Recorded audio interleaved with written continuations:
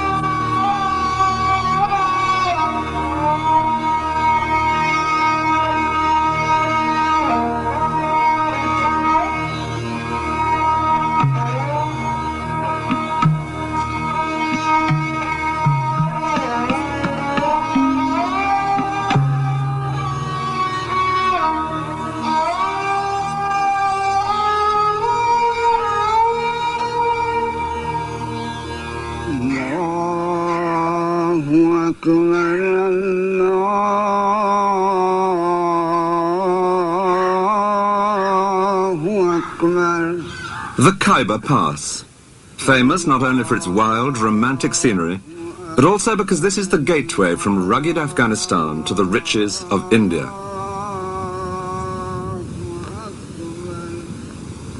Through these mountains have come a succession of great conquerors, restless for new lands to plunder. Alexander the Great came by, so did Genghis Khan, and Tamburlaine. And if today the armed men are more local, in recent years most often the Mujahideen from Afghanistan, this remains a dangerous and exciting place, with the promise, once over the top, of India.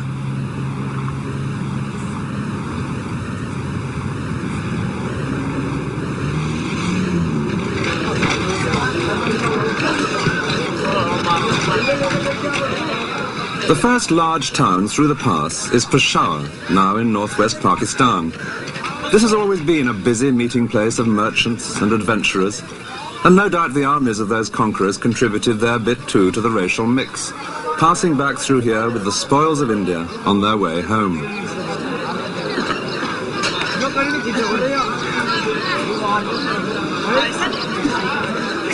But one conqueror who came through here in the 16th century intended to stay in India. He was a buccaneer with royal blood in his veins. His name was Babur. Babur had a direct link with those earlier conquerors, being descended on one side from the leader of the Mongols, Genghis Khan, and on the other from that equally ferocious predator, Tamburlaine. But his own descendants would rule with even greater splendor. Their court in India became famous throughout the world for its lavish display, astounding the European visitors who witnessed this scene, and who would call these emperors the Great Mughals, meaning the Great Mongols. Their exquisite paintings and buildings, together with often grisly deeds of treachery, would add up to an irresistibly exotic Oriental melodrama. The family liked to imply that they ruled almost the whole world, enabling the lion to lie down with the lamb. But the early days of Babur himself had been very much humbler. His father had ruled a small kingdom to the north of Afghanistan, but he died when Babur was only 11, and his inheritance was grabbed by a stronger neighbor.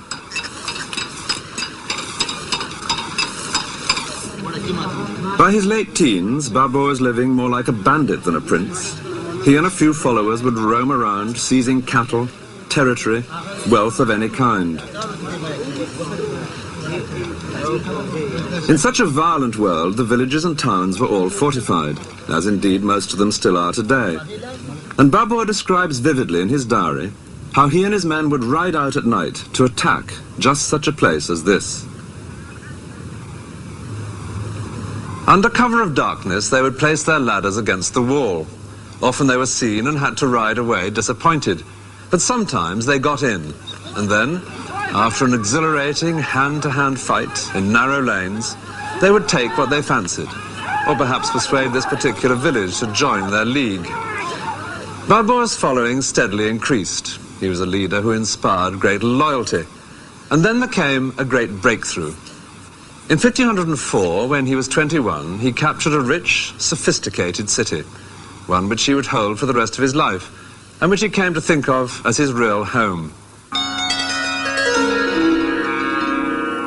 It was Kabul, now the capital of Afghanistan. Set among mountains to the west of the Khyber Pass, here was an ancient city in which Babur and his followers could settle down to a more civilized existence. The main cultural influence on this part of the world came from Persia. Babur, himself a keen poet and gardener, was able now to indulge in traditional Persian pleasures, of a kind which he and his family would later introduce to India.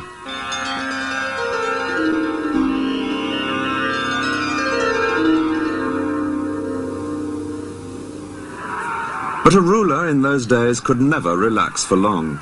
A regime based only on military power needed constant new conquests to bring in more territory, more wealth.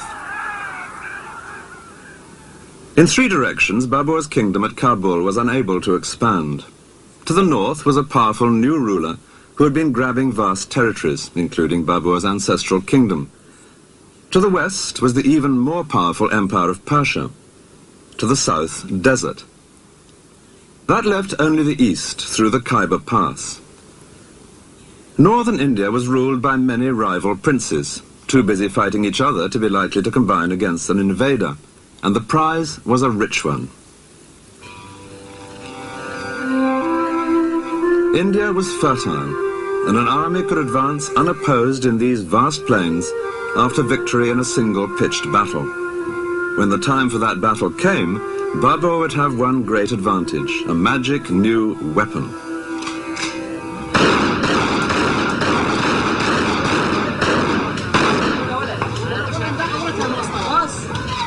In Dara, just through the Khyber Pass, firearms are the stock in trade. Everyone here is busy making them. But when Babur came this way with his new muskets, which had reached him from Persia, no one knew what these strange objects were. He describes tribesmen making obscene gestures at this weapon that fired no arrow, until it went off in their direction.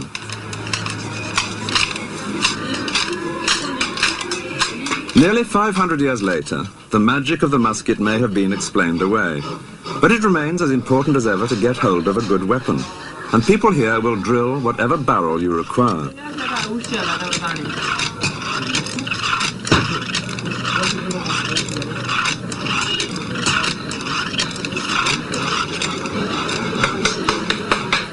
Every day, as the customers try out the wares, the valley resounds with gunfire.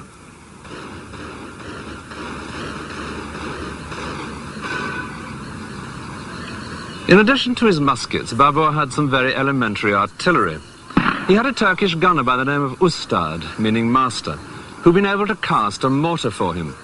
A tubby vessel, something the shape of a deep vase, which when tilted upwards could fire a large stone for almost a mile. Babur had vastly enjoyed watching the hot metal being poured to cast this ultimate deterrent, and he loved the excitement when it was fired. The mortar could only manage 12 shots a day, so each one was something of an event, of which Babur kept himself well informed. A typical entry in his diary reads, "At the midday prayer, a person came from Ustad saying, 'The stone is ready. What is the order?' The order was, 'Fire this stone off, but keep the next till I come.'" But if the big mortar was just a wonderful toy, it was the muskets which would make the real difference. When Babur advanced into India, he would face a vast array of elephants and cavalry, a living force far greater than anything that he could match. But with his muskets, he was able to rely on a tactic which is now familiar to all of us from countless westerns. He lashed together 800 wagons with rawhide ropes, and behind this barricade, his musketeers only had to wait till the vast, glittering ranks of Indian elephants and cavalry came within range.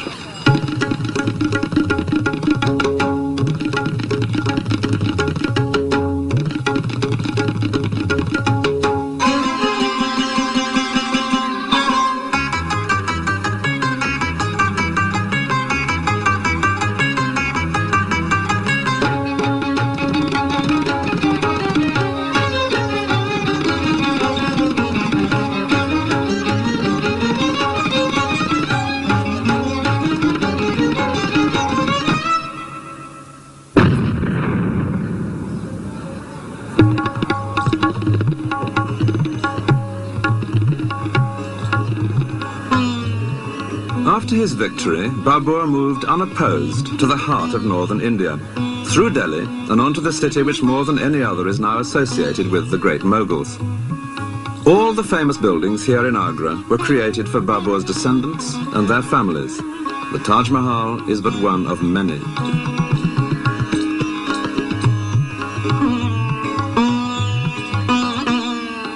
In this city, which would later display to the world his family's magnificence, Babur had a foretaste of the wealth of India.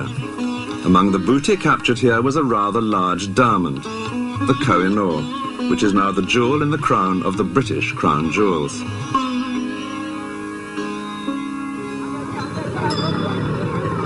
Babur was a keen observer of the world about him, and soon he was finding much to marvel at in this land which he had so rapidly conquered.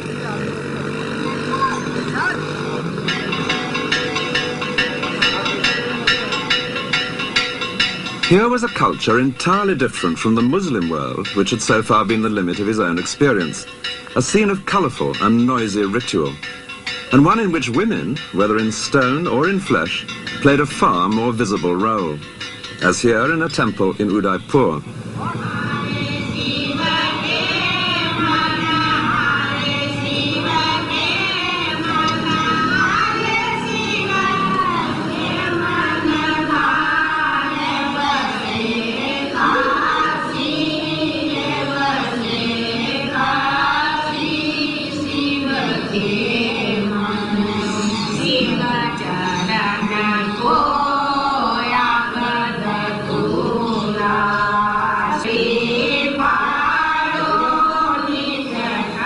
The Hindu religion developed much earlier than Islam, and this sort of thing was exactly what the Quran, like the Old Testament, most strongly disapproved of: idols.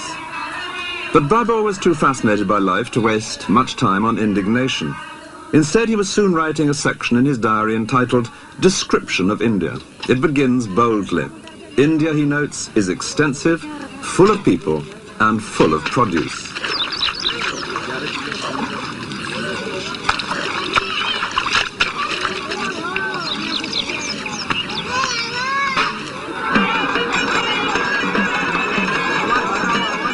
It was the profusion and colour of life in India that most amazed Babur, as indeed it does any visitor today. And he was astonished by the number of craftsmen, though he does complain that it was impossible to get a decent pair of trousers made.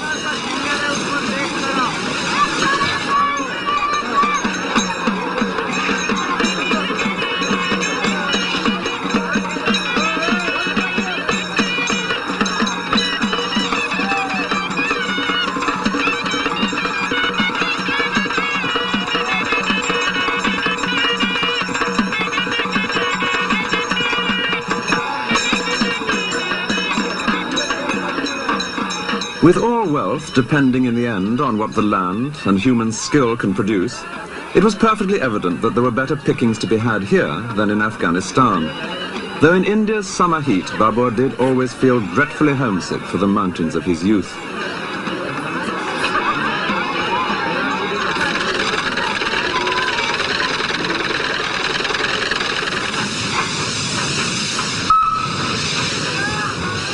The Hindu city of Gwalior, 80 miles south of Agra, was a place where Babur noted down his impressions in great detail.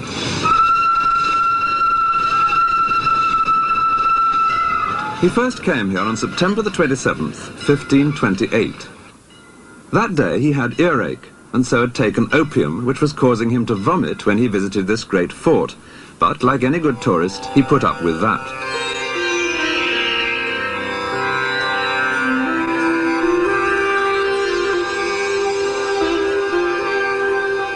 The palace had been completed only 20 years earlier, and it greatly impressed Babur.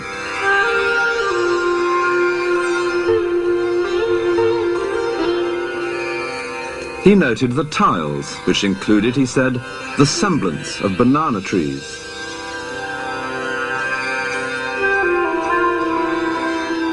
What struck him most was the work of the masons. These were, he wrote, wonderful buildings, entirely of hewn stone. Indian masons have always treated blocks of sandstone as freely as carpenters in other countries shape and carve planks of oak. Here in these courtyards was a Hindu architectural tradition, which Babur's grandson, the Emperor Akbar, would later put to excellent effect. There was one aspect of Gwalior which deeply displeased Babur, the famous Jain carvings in the rock face. These idols, confided the emperor to his diary, are shown quite naked, without covering for the privities. I, for my part, ordered them to be destroyed. Upon his orders, the faces and the offending privities were smashed. Modern restorers seem to have partly agreed with him. Only the faces have been replaced.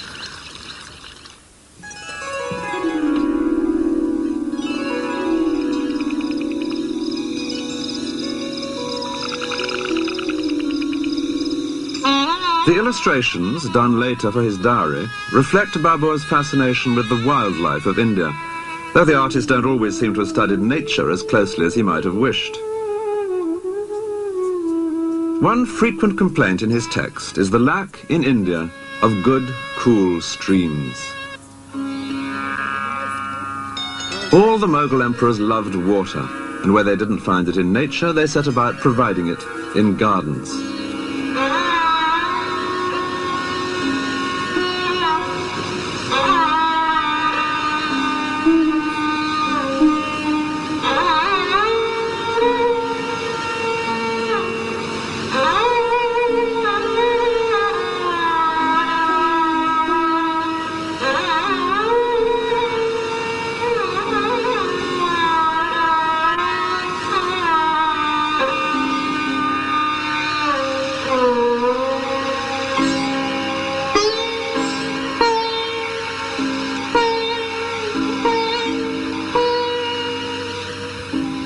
This garden in Agra, the Rambagh, is believed to have been laid out by Babur himself. It follows the rectangular system of the water gardens of Persia, just as in the paintings. Water flows through the channels laid for it and tumbles and trickles into pools, as the engineer carries out the plans approved by Babur himself. He had made several such gardens in Kabul, and the ones he created here in India no doubt helped to remind him of home. Babur would come to his gardens for a task which he very much enjoyed, that of writing up his diary from the notes he had taken all his life. And the tale he had to tell was among the most romantic of life's basic plots, the rags to riches story, from the early days, with sometimes just a couple of hundred followers, to all the wealth of India.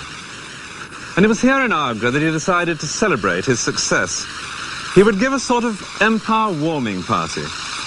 Word was sent out that all who had helped him on his way should come to receive fitting benefits.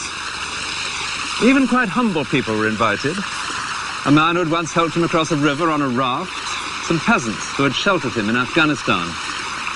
It took a couple of years for all the guests to arrive, and then there was a huge feast, with Babur under a pavilion in the center, and the guests stretched out in a great semicircle of 100 yards or more.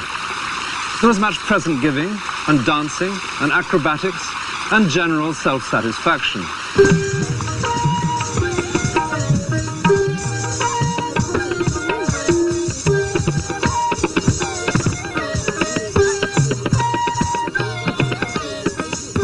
In India's climate, most celebrations still take place in the open air.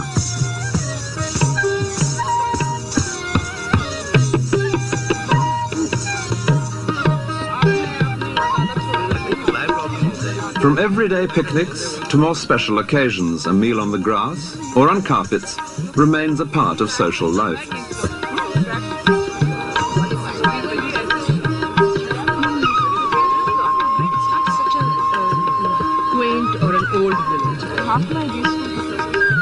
It's nearly 500 years now since Babur's great feast, but the music, the food and the clothes here today are still true to the past, though at Babur's party the only women would have been the dancing girls.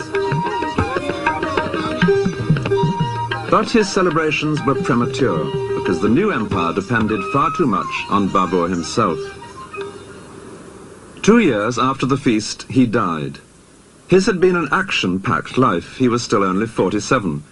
And though his dynasty would later prosper, as this painting reveals, it was to be a close-run thing. He was succeeded by his son Humayun, aged 22, who had fought beside his father in the capture of northern India, but was a very different character. Humayun had nothing of his father's brisk energy.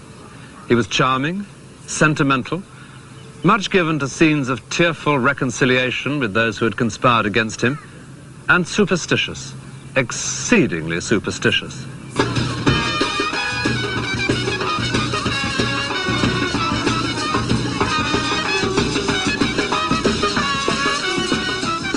The superstition that dominated Humayun's life was one that is still an everyday feature of India.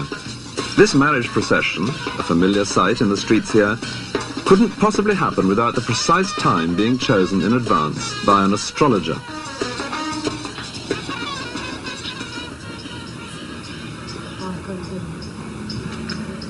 The mysterious compulsion to have one's horoscope done is not confined to the East.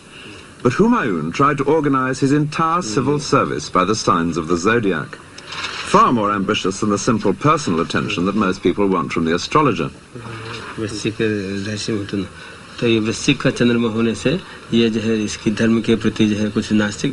Humayun's astrological civil service, the officials responsible for the earth signs naturally took charge of agriculture. The water signs had the canals, while the fire people busied themselves with military matters. But astrology won few battles, and soon the Mughal armies were suffering some unpleasant shocks. Humayun himself had to make several humiliating departures from the battlefield, including one hurried escape across the Ganges, hanging on to an inflated goat skin. The empire, which he had inherited from his father in 1530, extended far across northern India. 10 years later, he had lost control of the whole of it, and was wandering as a refugee in the deserts of Rajasthan, with his family and a dwindling band of courtiers. Their circumstances were already bleak, but there was worse to come. In the heat of the desert, there is no greater relief than to come across a working well. But this was to be an increasingly rare sight that summer for Humayun and his family. They began to find that most of the wells they came across were dry. They had been filled with sand, the buckets were clogged and empty. The cause was a clash with Hindus. Members of Humayun's party had killed some cows, sacred animals to any Hindu. Rajasthan is a fiercely Hindu territory, and the people here had been deeply offended.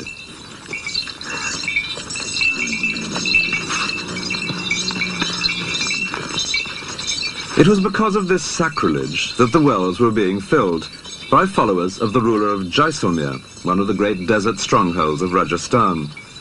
This kingdom was just the sort of place Humayun's descendants would have to come to terms with if they were to recover and hold India. But for the moment, mere survival had become the one priority for the evicted emperor and his family.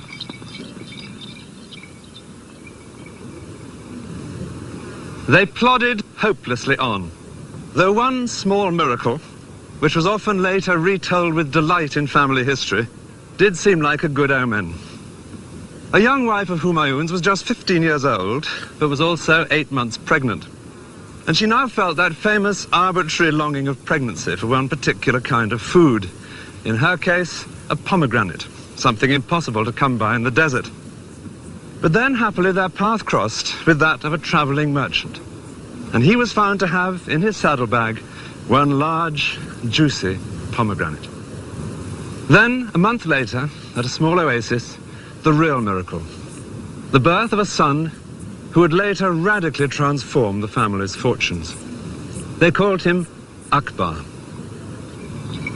He would spend his childhood as a refugee because his father would soon be chased right out of India.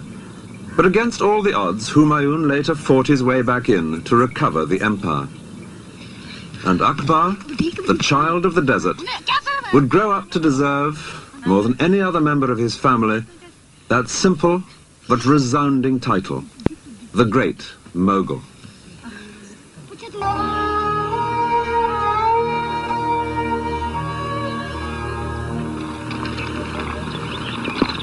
The powerful fort of Rohtas in Pakistan was built during the boyhood of Akbar, the greatest of the great Mughals. But it was built by a rival who had driven Akbar's father from India, a mere 15 years after the family had conquered the land. The Mughal Empire now seemed little more than a 9 days wonder. But then India fell once more into chaos, and Akbar's father managed to fight his way back past here to recover his kingdom. It was the plains of northern India which the Mughal family had conquered in 1526, and which Akbar's father, Humayun, now recovered, settling back into his capital city at Delhi. It was only just in time, for 6 months later he was dead, but at least that meant it was here in Delhi that his tomb would rise, as the first of the great Mughal monuments, giving a reassuring, if so far entirely false, sense of stability and power. Above the tomb, a dome, like a bud which would later flower in the dome of the Taj Mahal, reflecting the Persian traditions behind the Mughal family. Poetry played an important part in Persian court life, and with pleasures such as these, Humayun now relaxed once again in Delhi. As well as reading poems, a favourite game was to improvise them, and naturally his reconquest of India was the most popular subject of all. It was into this building that Humayun now moved his precious collection of family manuscripts. This was the scene of the poetry readings, but the scene also of a disastrous accident. One day in 1556, Humayun was up here on the roof of his library. He'd been hearing the latest news from Mecca, from some pilgrims who had recently returned, and he was discussing with his astrologers the hour at which they expected Venus to rise, because he intended to hold an assembly at that propitious moment. And when that time had been agreed, he began to go down these steep stone steps. And then, something which the astrologers had evidently not foreseen. His foot was on the second step, when he heard a muezzin from the nearby mosque calling the faithful to prayer. And as Humayun turned to incline his knee in respect, he tripped in his robe and fell headlong down.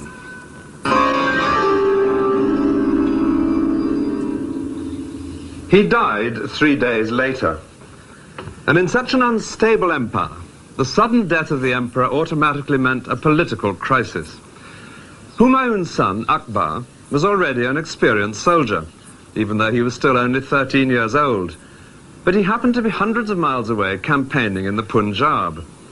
If the news got out before Akbar was publicly enthroned, it was certain that others would attempt to seize power. As the first rumours spread, anxious crowds gathered below the fort. So Humayun's courtiers fell back on an ancient ruse. Someone who vaguely resembled the dead emperor was dressed up in his clothes and waved reassuringly at the crowd at a suitable distance. No doubt some of the people were fooled for some of the time, and meanwhile the action had moved elsewhere. When the news reached Akbar, he was miles from anywhere in this vast plain. He had with him an experienced general to keep an eye on the boy, and the general now organized a hurried but essential ceremony. There had to be a coronation. The king is dead, long live the king.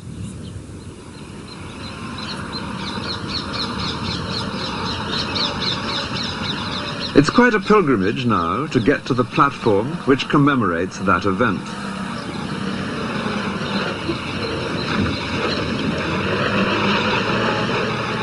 Known as the throne of Akbar, this surely has to be the least visited of all Mughal monuments.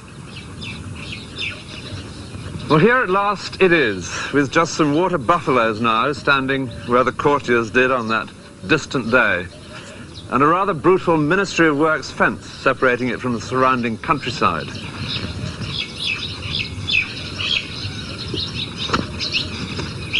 It's in a very dilapidated state, but you can just see how it must have been as a Mughal monument. Here, for example, water would have come rippling down over a carved stone, a very Mughal detail. Dreary though this looks, it's a most evocative place, because that event, here in the middle of nowhere in 1556, was to be the turning point for Akbar's family, leading to more than 100 years of astonishing achievements. But on the face of it, as he sat here that day in a golden robe specially made for the occasion, the prospect was bleak. It was only to his own army grouped around him that he was emperor. Others would have different ideas.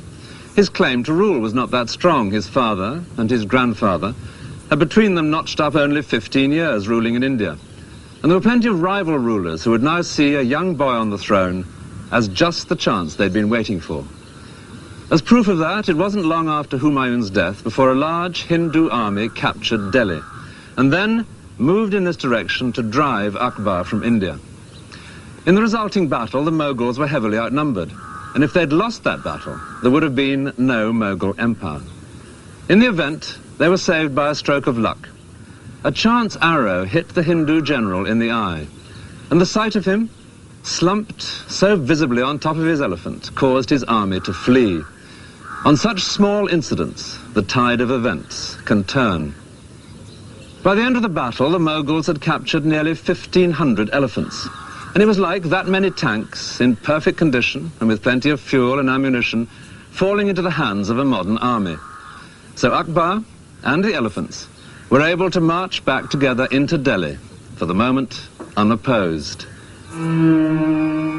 After the victory, a tower was built using the heads of the enemy, a custom whenever the defeated were non-Muslims. Rotting by the roadside, this was not a tradition well calculated to appease the local community. The young Akbar, on the face of it, seemed unlikely to appease anything. Physical danger was what he loved. Indeed, he'd been so much the athletic schoolboy that he never even learnt to read. Yet this was the emperor, Akbar, who had come to see the problems of India with its rival communities of Muslims and Hindus in a new and very unconventional light, shocking many of his own Muslim followers in the process. The great centre of Hindu power lay to the southwest of Delhi, in the area known as Rajasthan, the land of the Rajas. Their fortresses dotted this ancient and highly colourful territory, and two in particular would be of great importance to Akbar: Chittor and Amber, which is now known as Jaipur.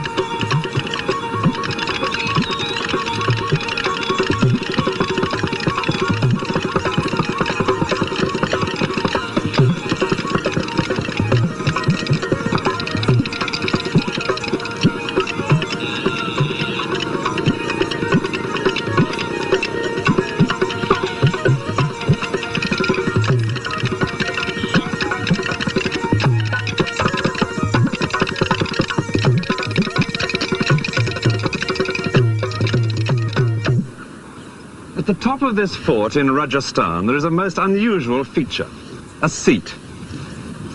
It's perfect now for enjoying a quite spectacular view, but that wasn't its purpose. It seems that this was a throne for use in times of siege. Here the Maharaja would sit, exposed but visibly in command, conducting the campaign if there were enemies below to be driven back. From this perfect vantage point, he could see the build-up to an assault and choose where to fling his own men into the attack.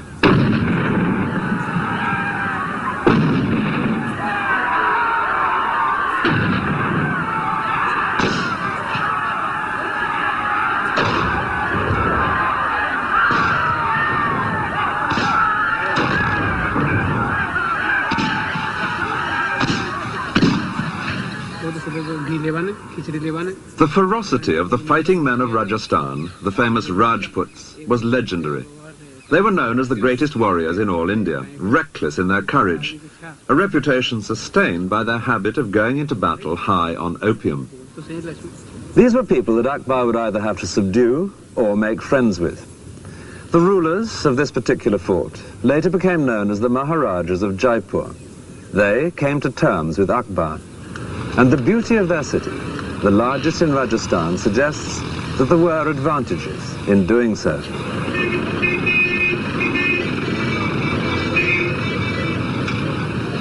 Jaipur was built as a completely new city after 2 centuries of alliance with the Mughals.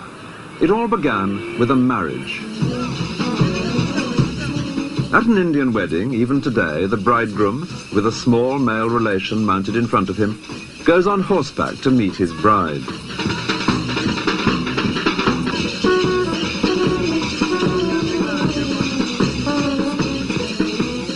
But when Akbar took a wife from the ruling family here in 1562, it was out of the question that he should ride to her. It was she who was sent to him.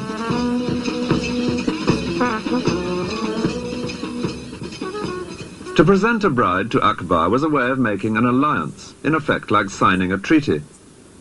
And as he travelled round with his court, building up his fragile empire, he made many such arrangements. His harem contained some 5,000 women, mostly slave girls. Among his wives there were several Hindu princesses, each a token of friendship from her own family. But the first had been the bride from Jaipur, and beneath the fort there would soon appear the famous palace of Amber, the first unmistakable sign of a new prosperity. It was built some 40 years after the wedding by a Maharaja who had become Akbar's leading general. His palace has become one of the great sights of India.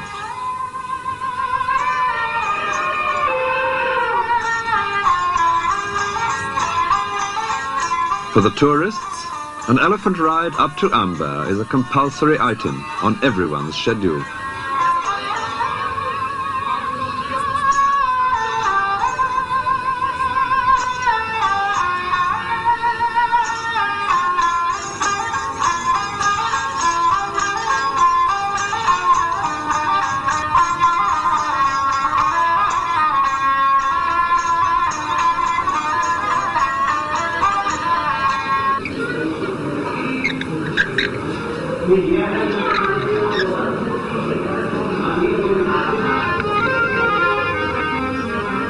The most impressive details were naturally in the Maharaja's own quarters, with patterns of inlaid stones and fragments of mirror.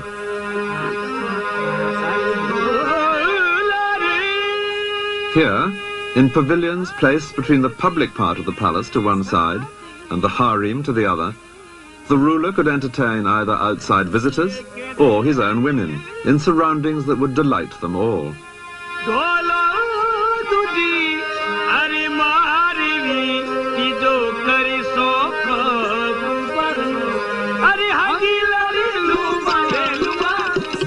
A few miles away, in their new city of Jaipur, the Maharajas of Amber would build another palace. And it's here that their present-day descendant lives.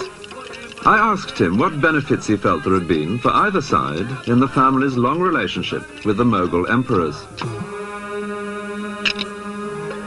The Mughals got governors and generalship from the House of Amber, and the House of Amber got the peace and tranquility to be able to pursue and build the city of Jaipur, and was again considered one of the main Hindu and Rajput states of that period. And what about religion? Well, again, it gave Raja Jai Singh great time to protect the Hindu religion during his reign. Akbar spent much of his time moving round with a vast army, using the sport of hunting as his diplomatic cover. Any troublesome ruler might soon find the emperor killing deer on his own doorstep, with the infantry standing in as beaters. One of the ways of hunting that the emperor most enjoyed was with the cheetah, the Indian leopard. the fastest animal on earth.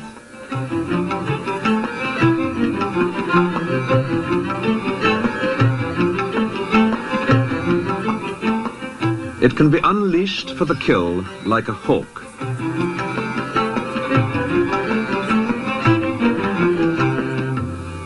This crowded scene, with a fence in the background, depicts another favourite way of hunting. Akbar's soldiers would drive the deer in from miles around in an ever-shrinking circle. Then, as soon as the terrified animals were contained in a small enough space, the portable fence would be put up around them, and riding in with sword or lance or gun, the emperor would indulge in an orgy of killing.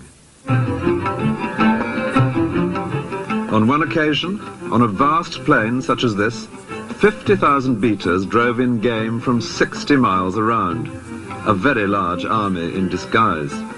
No wonder most rulers proved friendly when Akbar passed by.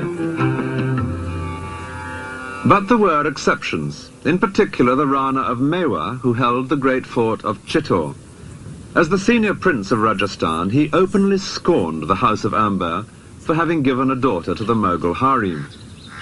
Akbar determined that this proud knee must bend. In 1567 he arrived below the fort with his army, which included Hindu princes from Amber. Chittor itself is nearly 4 miles long, but Akbar's camp extended 10 miles. It was to be one of the most famous sieges in Indian history. Akbar used 2 methods of assault, both of which are shown in these views done by his painters.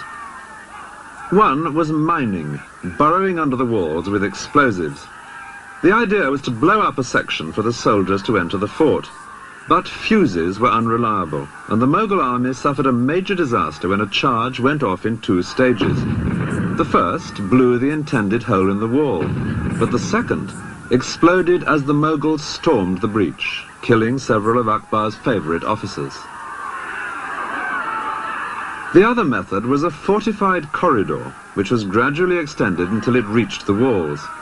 From its protection, snipers, often including Akbar himself, would get closer and closer shots at the defenders. For 4 months, this daily trial of strength dragged painfully on. The siege came to a sudden end because of a single bullet. There had appeared on the ramparts on that particular day a Hindu officer, and in the way of the times, the bullet that killed him was soon credited to the gun of the emperor himself. It's true that Akbar did take an active part in the daily business of sniping at the fort, and it may well be that he did fire the lucky shot. But the significance of what had happened was not immediately appreciated in the Mughal camp, until they observed that fires were breaking out all over the fort. Then the Hindu generals in Akbar's army were able to explain to him what was happening. The man who had died must have been the prince in command of the fort, and the fires were part of a grisly but hallowed Rajput ceremony, which always took place whenever defeat seemed inevitable. यानी कि हम जब राजपूत हार जाते हैं तो भी हमारी राजपूत परिवार की स्त्रियां जोहर में जलती हैं. जोहर शब्द का मतलब The Johar, described to every visitor here, is the favourite incident in Chittor's history, a symbol of the unyielding pride of Rajasthan. For the wives of Rajput warriors, death rather than dishonour was the compulsory tradition in the face of defeat. They were all burnt before their husbands sallied forth to meet their own equally certain end in a final, hopeless battle. Inside the fort there were some 40,000 peasants living, and, unusually for him, Akbar now allowed them too to be massacred. Clearly this victory over the uncompromising Rana of Mewa was to be taken as an example. The city of Udaipur reveals that the Rana himself compromised in a rather different way. He had left his men to defend Chittor while he withdrew to start again here, further removed from the centres of Mughal power. An unglamorous decision, but it preserved the independence of his house, which never intermarried with the Mughals, and it gave us one of India's most beautiful cities.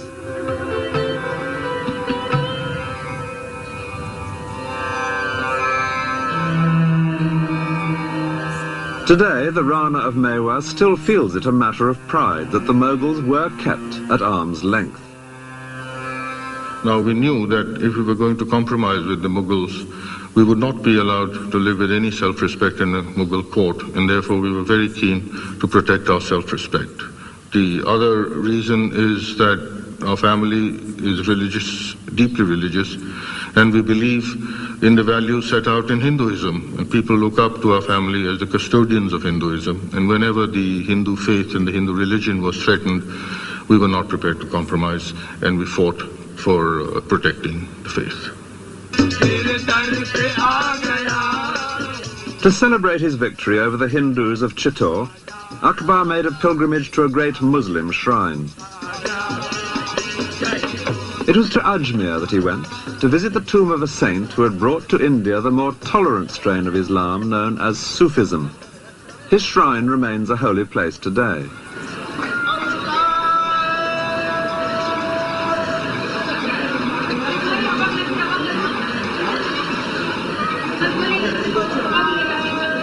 The saint here had died 3 centuries before Akbar's visit, but it was to be a living saint who had now become of great importance to the emperor.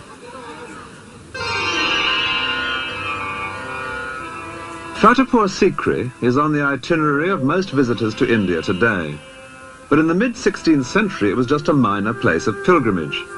There was a saint living here of the same tolerant sect as the saint at Ajmer, and like other holy men, he would receive visits from those seeking comfort or advice.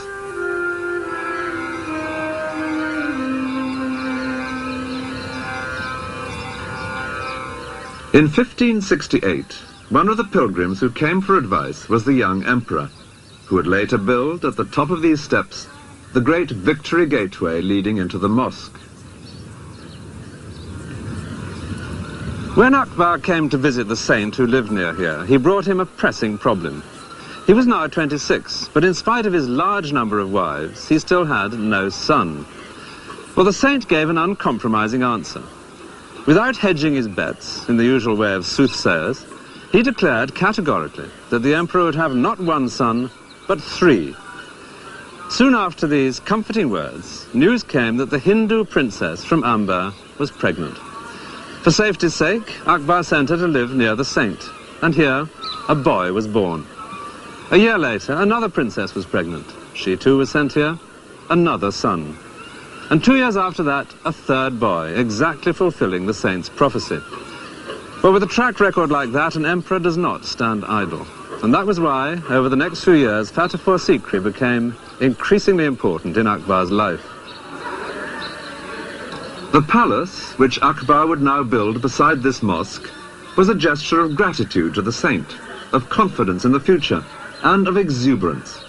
An exuberance reflected, it's pleasant to imagine, in an entertainment offered to the visitors here by one particular old man, several times a day.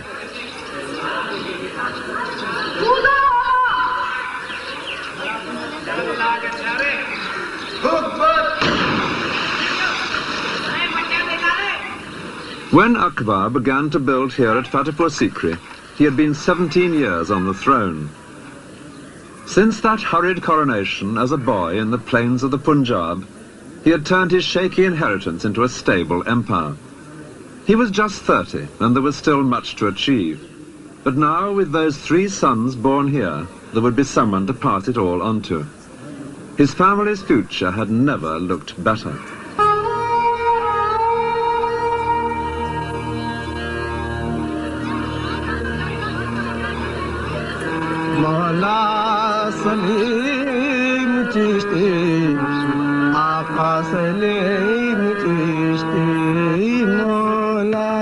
The hilltop round the mosque at Fatehpur Sikri was bare in the 16th century. Then at amazing speed an extraordinary group of buildings appeared here, the heart of an empire, all bustle and business. But that lasted just 14 years, after which the place was deserted, and it's remained so ever since. This is not a ghost city, it's a ghost palace. In these courtyards, the Emperor Akbar created his own very original concept of a place where a ruler could feel really at home. Akbar decided to build here because of a local holy man, or saint, so the mosque was always central to Fatehpur Sikri.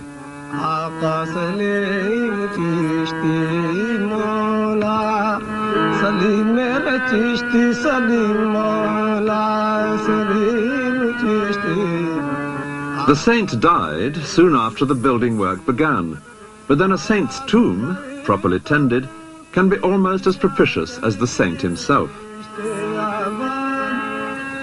Clad in fine white marble, which was added by Akbar's grandson, the tomb is the centerpiece of the courtyard.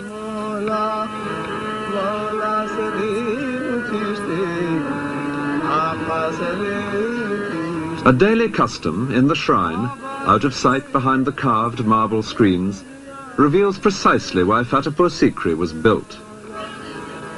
Women tie threads to the screen. Each is a wish for a child, a reminder that when Akbar came here without an heir, the saint told him he would have 3 boys, and when he did, the builders were called in. Akbar chose a Hindu style of architecture, and no doubt most of his labourers were Hindus too. Certainly the women.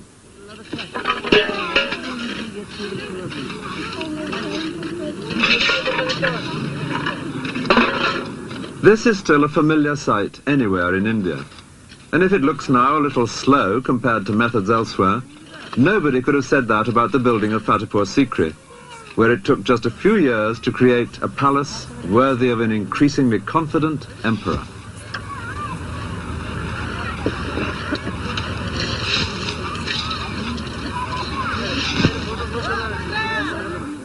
This was the area over which Akbar, at the age of 13, had inherited very shaky control.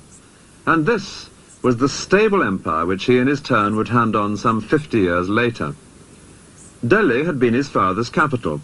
Agra would eventually become his own. So the saint's home at Fatehpur Sikri, in addition to being so propitious, was strategically placed at the heart of the empire. A visit to Fatehpur Sikri is the best way of discovering the kind of life that went on around a Mughal emperor. Yes, coming.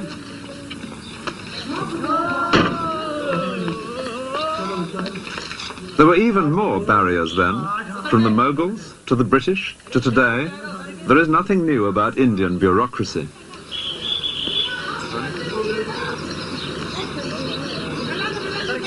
We take it for granted now that you can walk straight into any town. But in those days, the town gate was a real obstacle, always shut, for example, at night.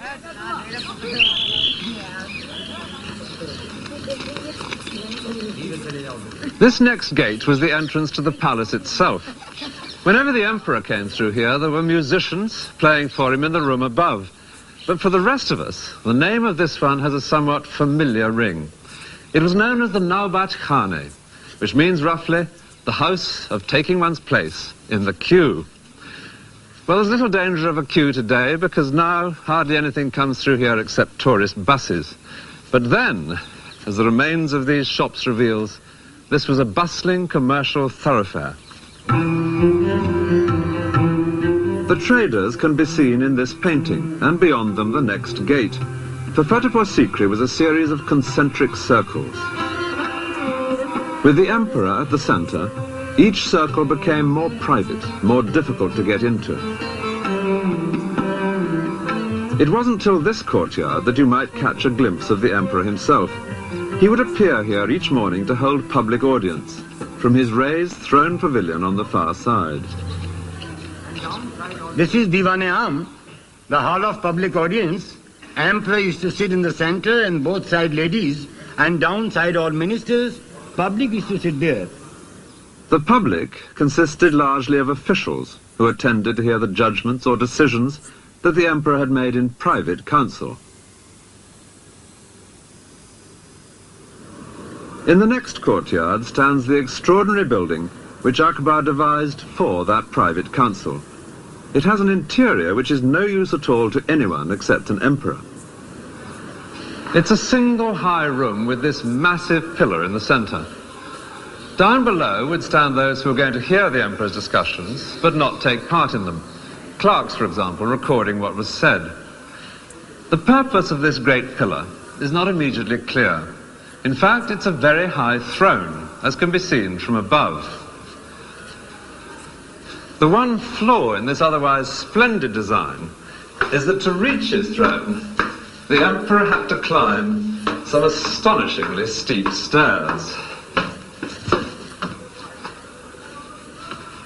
But once he'd got to the top, a very different prospect, and a quite extraordinary seating arrangement.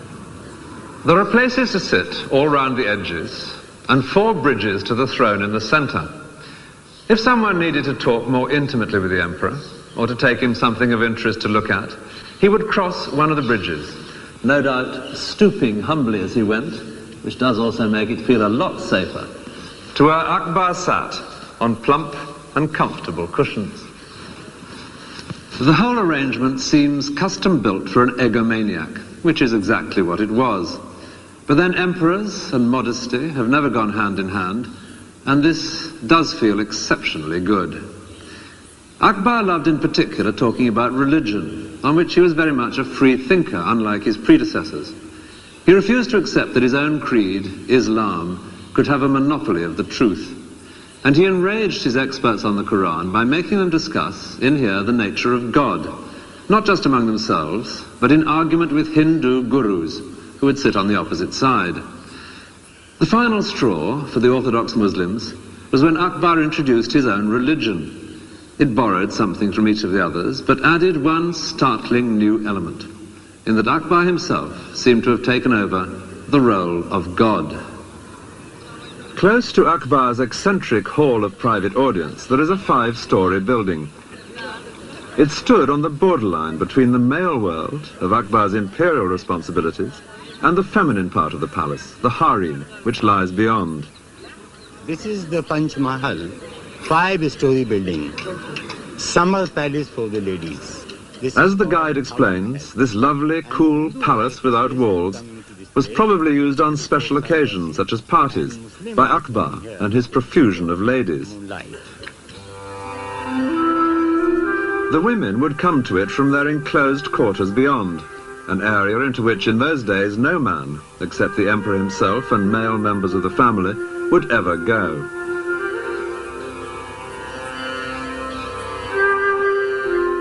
Akbar provided intricately carved surroundings for his harem, which included both Muslim and Hindu wives. But the method of construction at Fatehpur Sikri is entirely Hindu, with the straight lines of great stone pillars and beams instead of Muslim curves. These rooms were lovely places to loll and chat in on a warm evening. If they look a bit stark now, it's because they're unfurnished. This is like viewing an empty flat, and as on that occasion, the trick is to imagine the missing items. Not just the girls themselves, but pretty things in the alcoves, cushions to recline among, and above all, carpets. An English visitor to India marvelled at the rich display of carpets. All their bravery, he wrote, is upon their floors.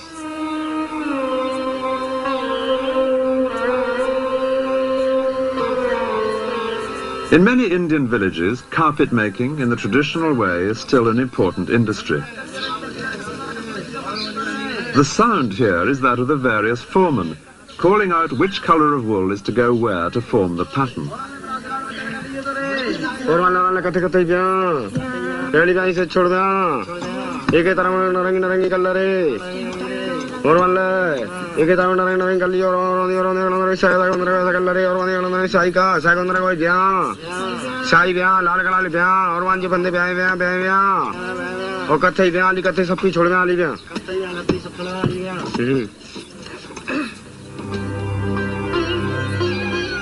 The daily life of Akbar's court is known to us in great detail thanks to one man, a fascinating character, a writer who became a close friend of the emperor. His name was Abul Fazl. In Fatehpur Sikri, at a discreet distance from the harem, is this house. It's believed to be the one in which Abul Fazl lived.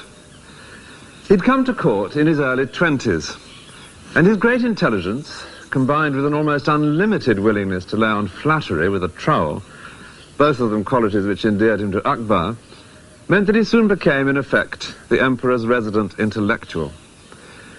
The great task which Akbar entrusted to him was the recording for posterity of his life and possessions and achievements. And these 3 fat volumes are less than half of what Abul Fazl wrote. Indeed, in the printed version, his work amounts to some 4,000 pages. The greater part of that is his history of Akbar's reign. And this was a project organized with a thoroughness typical of the emperor. Orders were given that all his elderly relations and the oldest palace servants should write down everything they could remember about the past. As to the present, there were now to be 2 scribes on duty every minute of the day, noting down everything that happened. An Englishman visiting the Mughal court wrote that no part of the emperor's day goes unrecorded. No, not so much as his going to the necessary, or how often he lieth with his wives, and with whom, so that it may appear in the chronicles. Well, the chronicles were what Abul Fazl provided, and illustrating them became the most important task for Akbar's great studio of painters. In this house there lives a family of painters who have practiced their craft here for generations, for the most part producing images in the traditional styles of the past.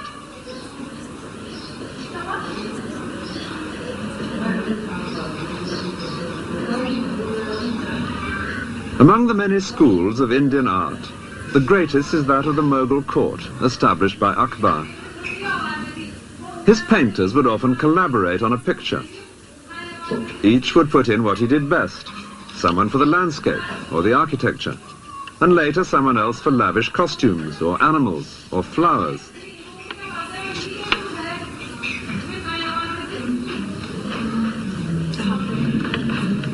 And always someone for the most skillful task of all, the faces. They had to be recognizable. What Akbar looked for in a painting was an accurate image of the life that he knew.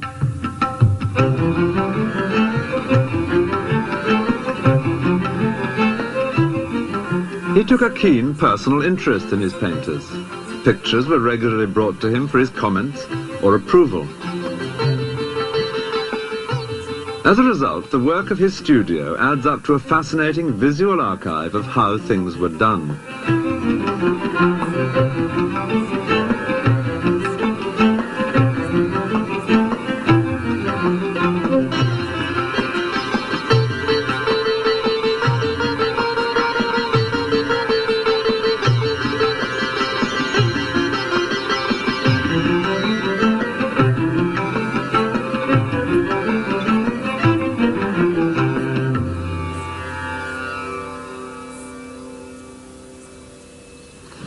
In his great work, Abul Fazl also collected masses of dusty information about the empire and how it functioned. Statistics, for example. There are columns and columns of them, and they run on for page after page after page. And then there are fascinating nuggets of very unexpected information. The ranks of the camels and their servants, or regulations for oiling camels and injecting oil into their nostrils. Whenever anything worth having has been invented, it's invariably credited to Akbar himself. Under the manner of cleaning guns, we learn that this used to be a most laborious task. But His Majesty, from his practical knowledge, has invented a wheel, by the motion of which 16 barrels may be cleaned in a very short time. The wheel is turned by a cow. And then there are fascinating details about Akbar's daily routine.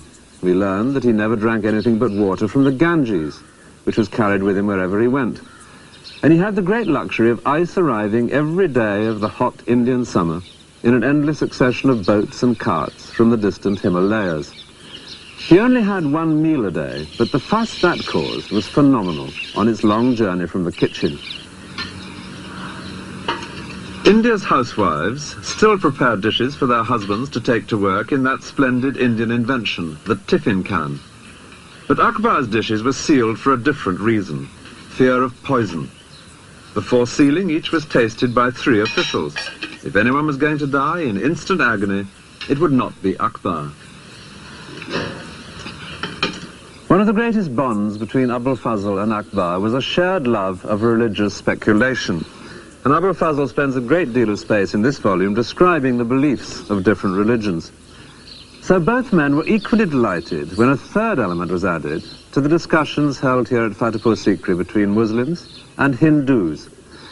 There arrived from Goa something entirely new, a couple of Jesuit missionaries. Christian engravings had already begun appearing in the elegant scrapbooks kept by Mughal courtiers, because the Portuguese had now been in Goa, on the west coast of India, for half a century. Distributing images of this kind was a part of missionary activity. The efforts of the missionaries did lead to some surprising juxtapositions. The companion for Jesus is Akbar's own son, Jahangir. Akbar's Muslim advisors were ordered by the emperor to engage in debate with the two visiting Christians. Akbar expected some sort of truth to emerge. Vain hope. The Jesuits pitched into the Muslims with such vehemence that the emperor himself had to take them aside to advise caution. Even so, they stayed for 3 years in Fatehpur Sikri, only leaving in despair when Akbar announced his own new religion. But at least they had provided some interesting new themes for Indian artists.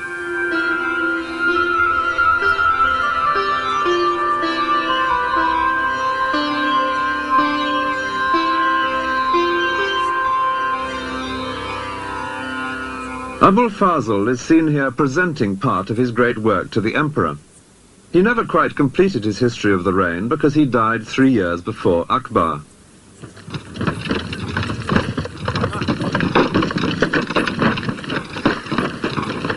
This romantic place, by the name of Orcha, 100 or more miles south of Fatehpur Sikri, was where Abul Fazl met a violent death. And how the free-thinking intellectual came to this improbable end at the hands of the man who ruled here requires some explanation. In what was essentially a military society, the only way of real progress to fame and fortune was by proving oneself in battle. So Abul Fazl used his influence with the emperor to be given military command, and soon he was in action. He seems to have revelled in skirmishes and sieges. Writing them up later, he invariably makes the most of his own involvement. Our brave warriors were nearly being defeated, he reports on one occasion, but the writer came up and the enemy was dispersed. Unfortunately, the brave writer had one powerful enemy on the Mughal side. He was Jahangir, the prince who shared the page of an album with Jesus. As the eldest son, he was Akbar's natural heir, but he had led a most dissolute youth, and Abul Fazl had made no secret of his low opinion of him. Now the prince was showing signs of open rebellion. The emperor, Akbar, summoned Abul Fazl back from where he was campaigning in the south, because he wanted his advice. But Jahangir knew that any such advice would be deeply hostile to his own interests. He decided to take action. Far to the south of Agra and Fatehpur Sikri, Abul Fazl was busy campaigning on the distant borders of the empire when he received Akbar's summons to return to court. He set off, confident as ever, to advise his emperor. But his journey would lead him straight into an ambush. Jahangir was friends with the Raja who had his stronghold at Orcha, and he knew that Abul Fazl would have to pass by here on his way north.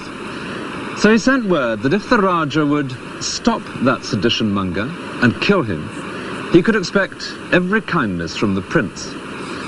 Abul Fazl and his small party were overwhelmed here by about 500 horsemen. He'd had advance warning of the ambush from a spy, and it seems he could have escaped. But he was playing to the hilt his new role of Mughal warrior. He fought to the death. As proofs that the deed was done, his head was sent to Jahangir. And tradition completes an unsavory tale by adding that the prince threw it into a latrine. I can't help identifying with the writer who'd worked so hard collecting facts to glorify the Mughal court. It was an unworthy end. A great new palace nearby at Datia was begun by the Raja a few years after he had disposed of Abul Fazl. Its opulence suggests the scale of reward for political murder. The new building was in the same style as Fatehpur Sikri, but ironically, Fatehpur Sikri itself had already been abandoned. It seems the water supply had failed, so the imperial caravanserai moved on, leaving only the ghosts of a brief 14 years of glory.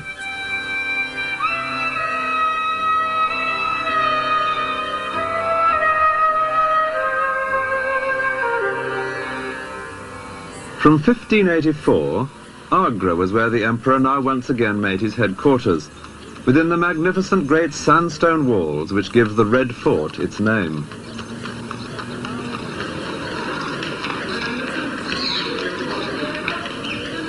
They were walls and gates which Akbar himself had built before his move to Fatehpur Sikri. The last years of his life were darkened by the question of the succession. Akbar was now in his 60s, and he had no great liking for his son Jahangir, the murderer of Abul Fazl. The rumour was that he might skip a generation. Jahangir had several sons. Was it perhaps in the old man's mind to pass the crown to one of them? Some tried to read the answer in one particular event. A favourite entertainment among the Mughals was the elephant fight, and Akbar now ordered a contest between the best elephant of Jahangir and the best elephant of Jahangir's eldest son. Many believed the result would decide which of them should inherit the crown.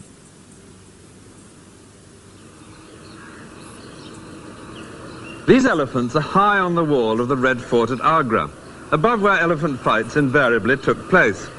Akbar sat up here watching, surrounded by courtiers, while the two elephants fought it out in the open space below. In the event, it was the elephant of his son, Jahangir, which won. A month later, Akbar died, and he did decree on his deathbed that Jahangir should succeed him. But the real person to have watched on that day of the elephant fight was a 13-year-old boy who sat up here beside his grandfather.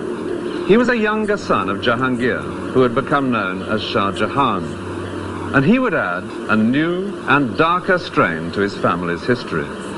He would kill brothers, nephews, cousins on his path to the throne. After 3 generations of peaceful inheritance, the dynasty of the great Mughals was about to plunge into the most lurid of Oriental melodramas. But first, a tomb for the emperor. Akbar's monument near Agra perfectly reflects his achievement. Parts are in the Hindu style, and parts in the Muslim tradition of arches and minarets. It's a mixture in keeping with Akbar's own vision of harmony between the two communities of India, and its imposing mood does justice to the man himself. He had indeed lived up to the bold name he had been given, for Akbar, in Arabic, is the everyday word for great.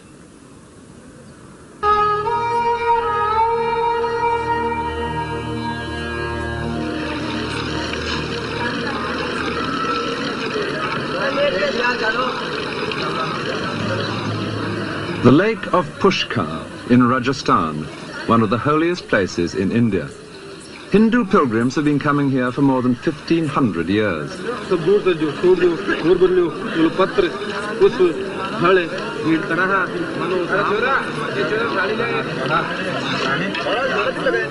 But Mughal emperors came too to see the pilgrims, in particular Akbar's son Jahangir.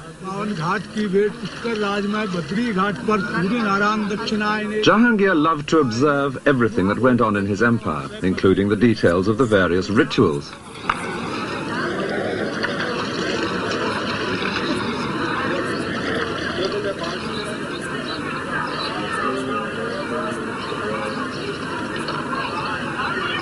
With Jahangir, a new element enters into the family history. He was the first great Mughal to inherit a stable empire, which meant that he was also the first who from the start could relax and enjoy himself. That would involve throughout his life the consumption of far too much alcohol and opium, but it also meant that he could indulge a skeptical and inquiring mind. When he came here to Pushkar one day in 1615, he was told, as no doubt every visitor was, that this holy lake was bottomless. Well, the tourist is supposed to reply, how fascinating. Not Jahangir. He called for a plumb line and sent men out in boats all over the lake. He was delighted to be able to prove that at no point was it more than 18 feet deep. But somewhere beneath these waters there are some pieces of broken stone which suggest a darker side to his character. He saw a Hindu idol which suddenly offended him. Imagine the consternation here when he had it smashed and thrown into the lake. The reign had begun with a grisly example of a sadistic streak in Jahangir.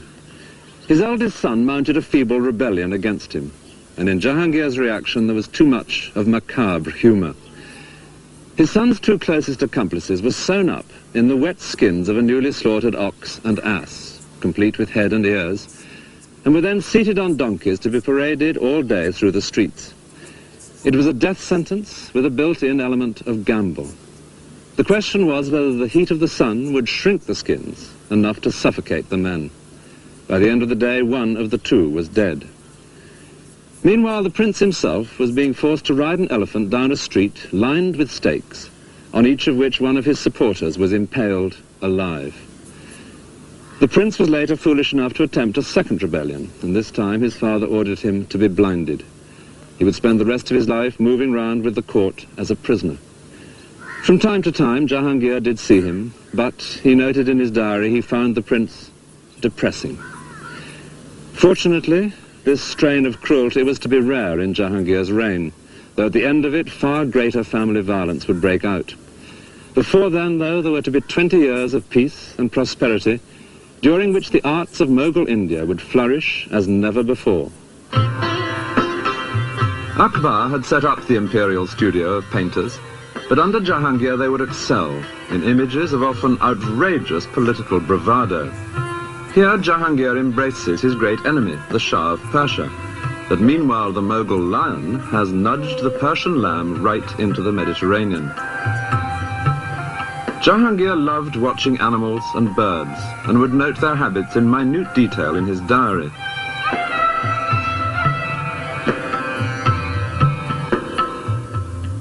But the diary is just as detailed about his own habits, recording with great precision his decline into alcoholism. From wine he turned to spirits, and then to double distilled spirits. He was drinking 20 cups a day at one period, with a dose of opium as well, and he was at no pains to conceal this alarming fact. Indeed, he even had himself shown with a wine cup on one of his coins, deeply shocking to the Muslim faithful. Life in Jahangir's empire is known to us in great detail, partly because it was now receiving much foreign attention. Ships from Portugal, Holland and Britain were sailing right round Africa to visit this land of fabled wealth. It was from the port of Surat in 1615 that a very articulate Englishman set off inland on an arduous journey to seek out the emperor, who was with his army a few miles from Pushkar at the city of Ajmer. Actually, by a strange coincidence, there were two Englishmen here in Ajmer that winter of 1615. They couldn't have been more different, though they did decide to share lodgings. One was the first official British ambassador to India. King James I had sent him out to try and set up a trading agreement for the newly formed East India Company. The man chosen for this difficult task was Sir Thomas Roe, and he describes how he met in Ajmer that famous unwearied walker, Tom Coriat.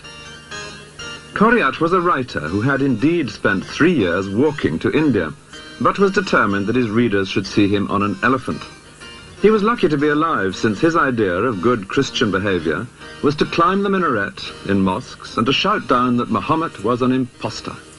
Roe was soon deeply embarrassed by his eccentric compatriot. Coriat was something of a linguist, and he now addressed to Jahangir a speech in Persian, which was fine until Roe discovered what he was saying. He was asking the emperor for money, which Roe considered unseemly in an Englishman. Roe himself, by contrast, had brought presents for the emperor, which was essential for an ambassador because presents played a major part in Mughal court life. Indeed, Roe describes how people would hold up in the air the gifts they had brought for Jahangir, and if something nice caught his fancy, he would ask that person what business he had come upon. Unfortunately, Rowe's presents, which had been provided by the East India Company, turned out, when they were unpacked, to be mouldy, which provoked a very sharp letter home. Even so, he did make progress at court, and soon he was invited to one of Jahangir's evening parties.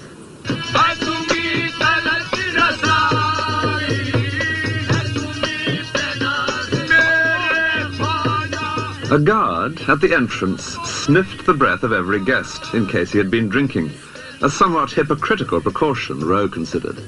And indeed, serious discussion of British trade did turn out to be quite impossible. The Emperor was, in Rowe's words, too drowsy with the fumes of Bacchus.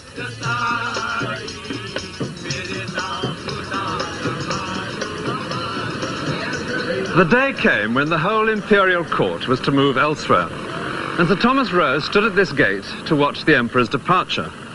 He was dazzled by the jewels which Jahangir wore for the journey. A huge ruby and emerald and diamond in his turban, 3 great double chains of pearls round his neck, diamond bracelets at wrists and elbows, and a ring on every finger. But there was one very gratifying touch, almost certainly unnoticed by anyone except Rowe himself. Amid all this finery, tucked into Jahangir's belt, was a pair of English gloves, which Rowe had given him. And then, even better, there passed by Jahangir's chief wife, entirely concealed from sight in a closed English carriage, which Rowe had brought out in parts to be assembled here. There was still hope, he thought to himself, as he took his place in the endless procession of carts and animals and riders, which he calculated must take 12 hours to pass any single spot on the road.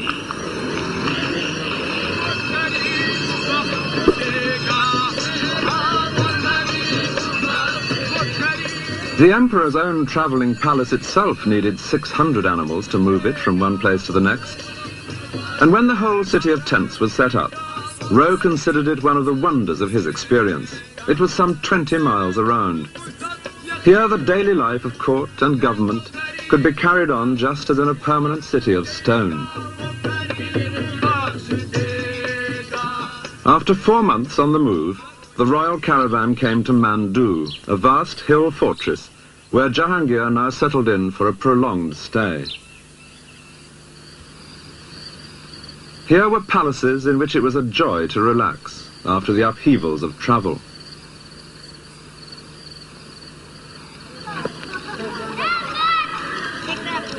Mandu had been brought within the empire by Jahangir's father, but there had been Muslim rulers here long before the Mughals came to India. Jahangir was particularly impressed by the superb mosque which they had built in the 15th century. Today, in its corridor of arches, the sound is no longer that of prayers. It is the conversation of bats.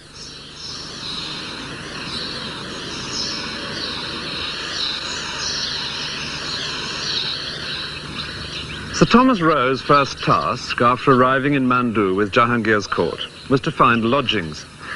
He couldn't afford the comfortable places that were being snapped up by the rich courtiers, so he set off to look for something within his own means. And eventually, he came across a deserted mosque, which he thought might just do him. And this is believed to be the very one. It's not exactly lavish, but he would make the best of it. First of all, putting screens across the entrances to keep out intruders, and particularly some that bothered him at night. There were lions prowling about. I like to think of him safely barricaded in here with his dwindling stock of presents for important people piled high in an alcove. Now he could get on with the real work of an ambassador, joining in life at court, being seen at the best parties, always trying to get the ear of the emperor. One of the most important parties was on the emperor's birthday. Rowe managed to get an invitation and so saw a central event, the weighing of a member of the royal family against gold and then against silver and jewels. The idea was that his weight in each of these valuable commodities would be distributed to the poor. Rowe doubted that the money would really be handed out, but conspicuous generosity was good for the imperial image, and by now the empire was prosperous.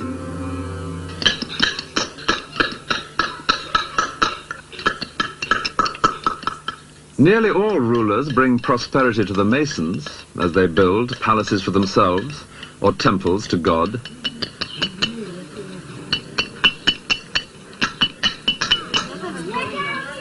Rather fewer do anything for the peasants. But Jahangir's father had successfully adjusted their taxes and so encouraged them to bring more land into cultivation. Jahangir loved his wealth, but simple holy men, he liked to pretend, meant more to him than anyone else. The Western monarch being snubbed here by his place at the back of the queue is James I of England, undoubtedly done from a painting brought by Sir Thomas Roe. Maybe Roe also got himself invited to a famous party that summer at Mandu, when candles were floated on tiny boats, an idea suggested by the ladies of the harem. They would have watched unseen, hidden from the sight of the male guests.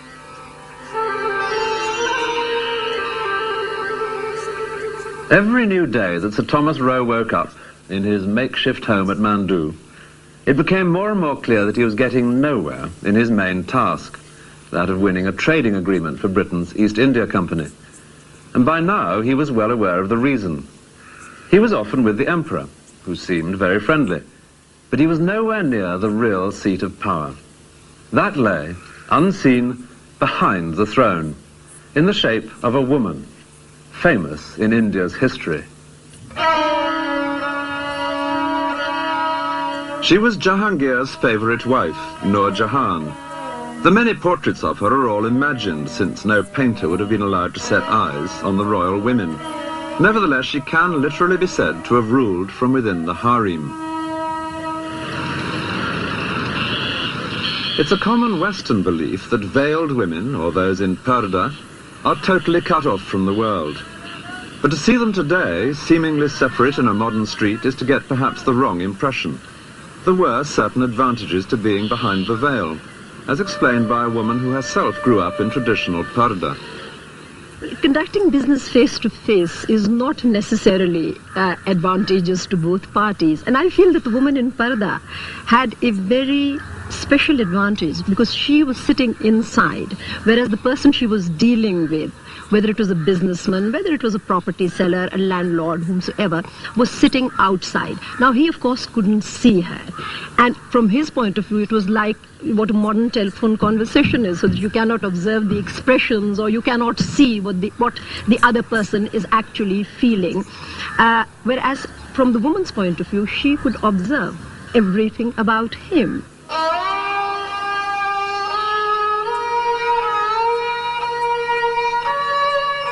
Behind every beautiful carved grille in a Mughal palace, there were attentive eyes and ears. Eunuchs would move in and out of the harem with messages and instructions. Some of the Mughal women even owned ships which traded overseas. So Jahangir's powerful wife, Nur Jahan, was not so much the exception as the best possible example of what could be achieved from behind the veil.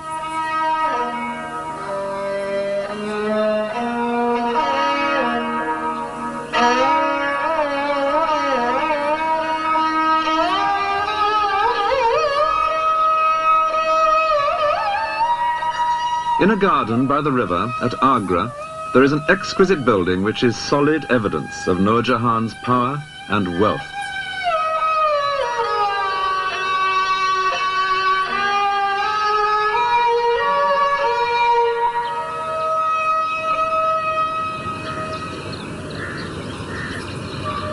This is the tomb which she built for her father. It's like a perfectly jeweled casket, but done to a monumental scale in the most exacting of crafts. The inlay, in white marble, of intricately shaped and many-coloured stones, each set in so precisely that to the touch alone you could think it an unbroken surface.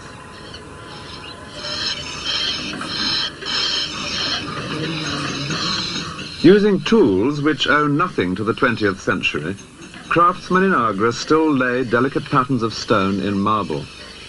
This workshop is one of about 150 in the city.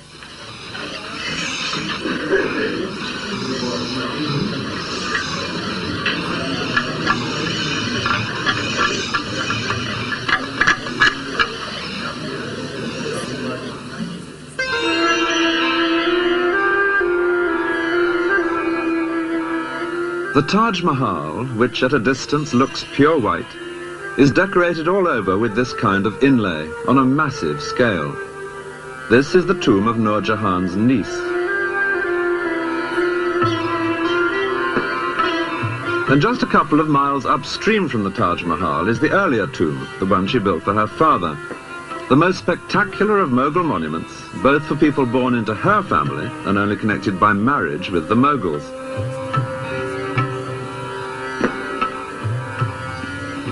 The way in which Nur Jahan's family had achieved this position makes a fascinating story. Her father, for whom she built this tomb, was an adventurer from Persia, who made such a name for himself that Jahangir appointed him chief minister. But the family's fortunes only really began when Jahangir fell in love with his chief minister's daughter, Nur Jahan. These are the sort of paintings one can still buy today in Agra's bazaar. We'll make them stand for Jahangir and Nur Jahan. They married. And when her father died, Jahangir appointed in his place, as chief minister, her brother. So already, they had things well buttoned up. The sister, behind the scenes, the brother in the council chamber. There was one very powerful member of the royal family, Jahangir's favourite son, the headstrong Shah Jahan. And they had a plan for him too. The brother had a beautiful daughter, surely the perfect bride for the prince. History would come to know her as Mumtaz Mahal, the favourite one of the palace, the beloved bride for whom Shah Jahan would later build the Taj Mahal. But now this block of power on her brother's side began to distress Nur Jahan, and she hatched a new plot. She had a daughter by a previous marriage, and she now made a favourite of an insignificant son of Jahangir's, someone she could easily dominate, and she arranged for these two to marry, thus balancing the board. One of these two princes would inherit the throne, so it was now certain that one granddaughter of the Persian adventurer must become empress. But which? Time would tell, and probably soon, because Jahangir was by now increasingly decrepit. The wild card in this pack was Jahangir's favourite son, Shah Jahan. It was he in this scene being weighed against gold.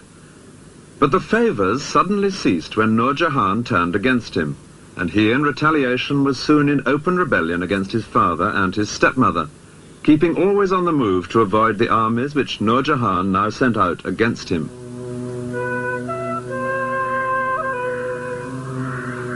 This lovely island in the lake at Udaipur is one place where he sheltered for a few months.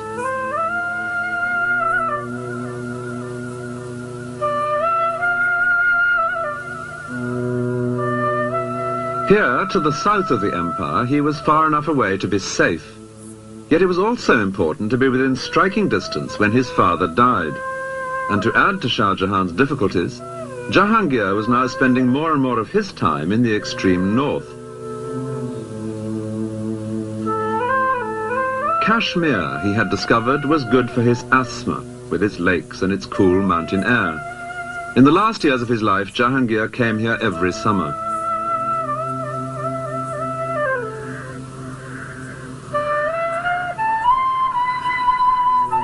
Here he could relax and forget the outrage of a rebellious favourite son.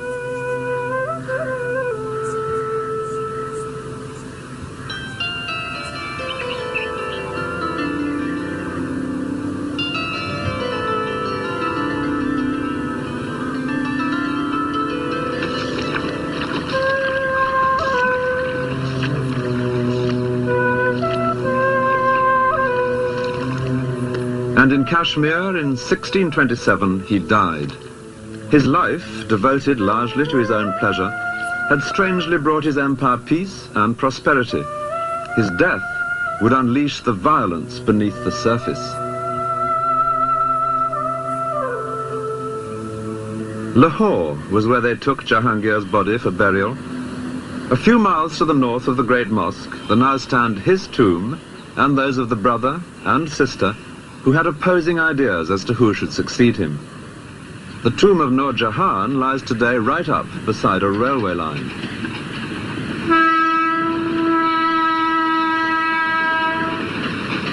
And it's a line which separates the losing from the winning side. Beyond the tracks is the tomb of her brother, Asaf Khan, and it is he who lies close to the tomb of Jahangir himself, for it was his side of the family which won in the fight for the succession. In this final struggle, Nur Jahan's position as a woman, ruling from inside the harem, did at last prove a crippling disadvantage. Her brother was able to rally the other noblemen at court, all of them soldiers like himself, to support his son-in-law, Shah Jahan. And he could seal his sister off in the harem, blocking her chain of command to the outside world. Shah Jahan himself was miles away, far to the south of Agra. But here in Lahore, Asaf Khan now declared him emperor.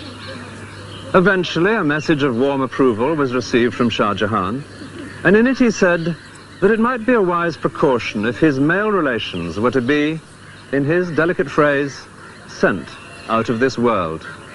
Asaf Khan took the hint and killed not only the rival prince, Nur Jahan's son-in-law, but 2 nephews and 2 cousins of the new emperor. It was the first time there'd been murders within the imperial family. But Shah Jahan's cruel example was to be often quoted and ruthlessly imitated by his descendants. Meanwhile, Nur Jahan herself was left unmolested, no doubt because everyone knew she was at last powerless and harmless. Shah Jahan gave her a handsome pension, and she busied herself with the second great tomb she had created. It's less delicate than the jewel of a tomb she built for her father in Agra, except where it really matters, inside. In the marble coffin chamber at the heart of the tomb, Nur Jahan provided the most exquisite of monuments to her husband, the indulgent emperor who had made possible her extraordinary career. The inlay of semi-precious stones in marble was a style introduced in Jahangir's reign. On his tomb, it achieves perfection. White marble, supremely worked, was to be the hallmark of the reign of his son, Shah Jahan. But while the surface of Mughal court life was approaching its most brilliant era, so were the internal cracks appearing which would bring the edifice tumbling down.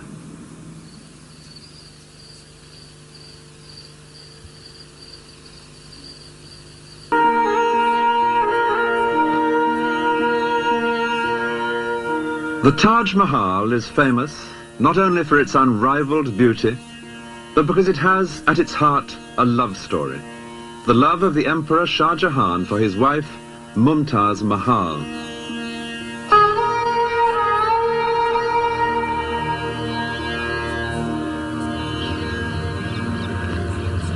Just 3 years before the tragedy which caused the Taj Mahal to be built, there had been a joyful family reunion here in the Red Fort at Agra between Shah Jahan, Mumtaz Mahal and 2 of their children.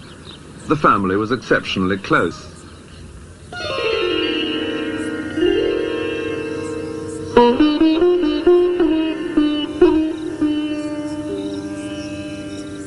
This island in the lake at Udaipur, 400 miles southwest of Agra, is the best place to imagine Shah Jahan with his young family.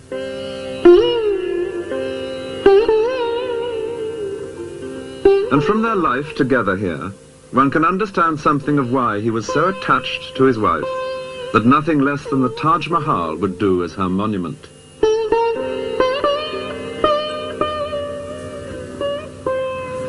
For the last few years of his father's reign, Shah Jahan had been in open rebellion against him, constantly moving about to avoid capture.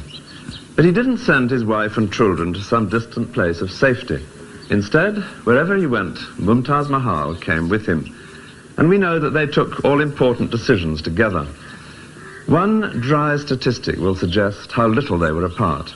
In the 19 years of their marriage, she bore him 14 children. The family stayed here at Udaipur for 4 months in 1623, as guests of the ruler, who was himself no friend to the Mughal court and was happy to entertain such a powerful rebel. This little palace, then newly built, is believed to be where Shah Jahan and Mumtaz Mahal lived. At the time, their eldest son, Dara Shikoh, was 7, and the prince seen here in green, Aurangzeb, was 5. Those children who played together in this courtyard would later become enemies to the death. Here the swords were make-believe, but already life held genuine dangers. Soon the two boys were to set off together on a terrifying real-life adventure. Shah Jahan, weary of constant pursuit, made a deal. As a token of his own good behavior, he would send his two young sons to live at court as hostages. So for 2 years they were separated from their parents, who prudently remained well out of reach, far from the center of things. Then Jahangir died. Shah Jahan moved swiftly north to seize the throne, and he and Mumtaz Mahal were securely established in the Red Fort at Agra when the two boys arrived for that family reunion. All seemed to have come out perfectly after their times together of hardship and danger. But the new emperor had only 3 years in which to enjoy his good fortune. His wife died, giving birth to their 14th child. Shah Jahan was desolate. He gave up his gorgeous clothes and jewels and consoled himself only in the great task of keeping at least her name alive for countless generations to come.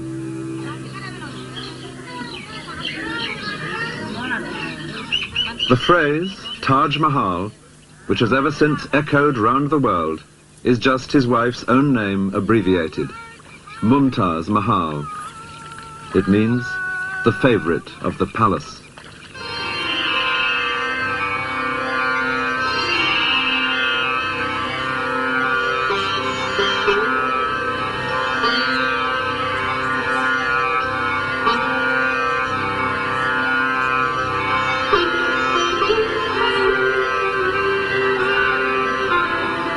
The Taj has always been a holy place, a Muslim shrine for pilgrimage and prayer.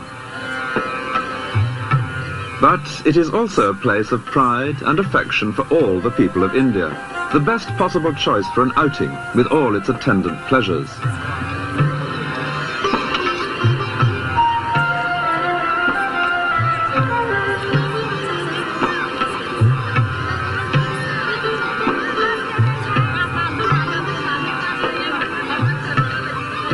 People ask, who was the architect?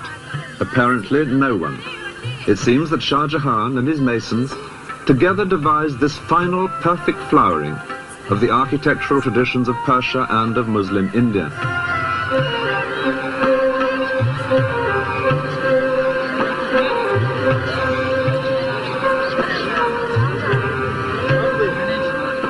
Shah Jahan now increasingly devoted himself to architecture, not only in the Taj itself, but in many other projects. He began entrusting affairs of state more and more to his sons, but he made clear distinctions between them. His favorite was the eldest, Dara Shikoh, whom he now kept always by his side, leading a civilized but relatively pampered life at court. By contrast, the younger son, Aurangzeb, was constantly sent out on military campaigns, learning the tough trade of a soldier on the distant frontiers of the empire, just as his father had before him. The Mughal Empire had by now long been secure throughout the great plain of North India, within its natural boundaries of mountains and sea. A grand trunk road through this fertile plain was the backbone of the empire, and it was on the great cities along this route, Lahore, Delhi, Agra, that Shah Jahan now concentrated his energies. The famous painted lorries of Pakistan reveal that this is the northwest end of the Grand Trunk Road, and it was here in Lahore that Shah Jahan now built one of the greatest of Mughal gardens.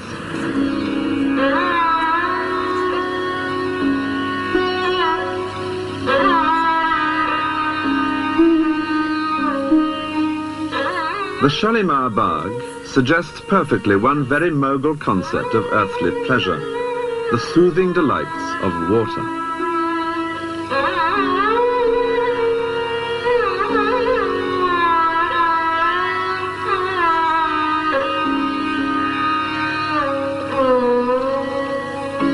Like Delhi and Agra, Lahore has its Mughal fort. Though much altered in later centuries, some parts do still recall the shimmering white elegance of Shah Jahan's architecture.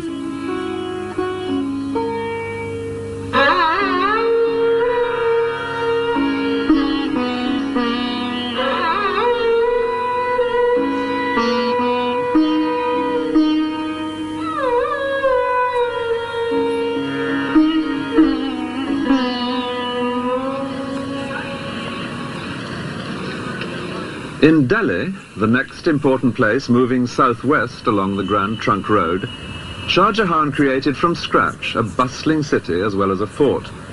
He had decided to move his capital here from Agra. What is now known as Old Delhi was in his time a completely new town. The main street, Chandni Chowk, leads straight towards the Lahore gate of the fort, known like its older counterpart in Agra as the Red Fort. Shah Jahan's own apartments, all built at the same time, perch on the walls on the other, quieter side. And naturally, there had to be a mosque. 3.5 centuries ago, the muezzin first called the faithful to prayer in Shah Jahan's new Jama Masjid, or Friday Mosque. Just as today, except that loudspeakers now give his chant an eerily electronic quality.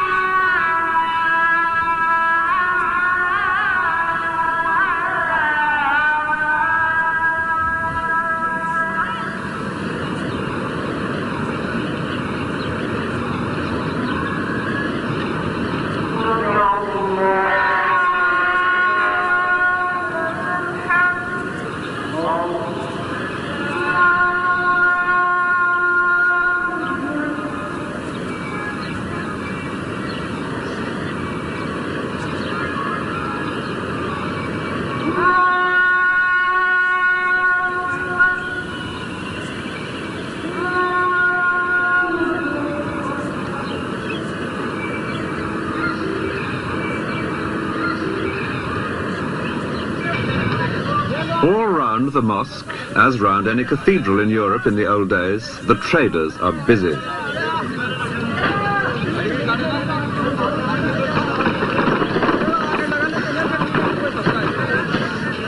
This is the market for cereals and spices. There's no space here for four-legged beasts of burden.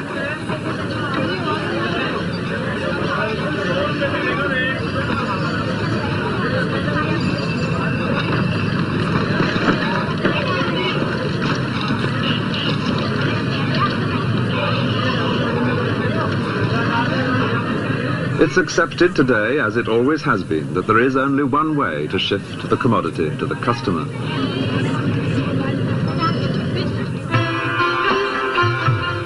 At Agra, too, the Red Fort had much benefited from Shah Jahan's passion for architecture. Within the red sandstone walls built by his grandfather, he had added his own characteristic white marble mosque and pavilions. And because the fort here has been less altered than in Delhi, this is the best place to imagine the emperor's daily life. From his private quarters here, looking east, the sun rises behind the Taj Mahal.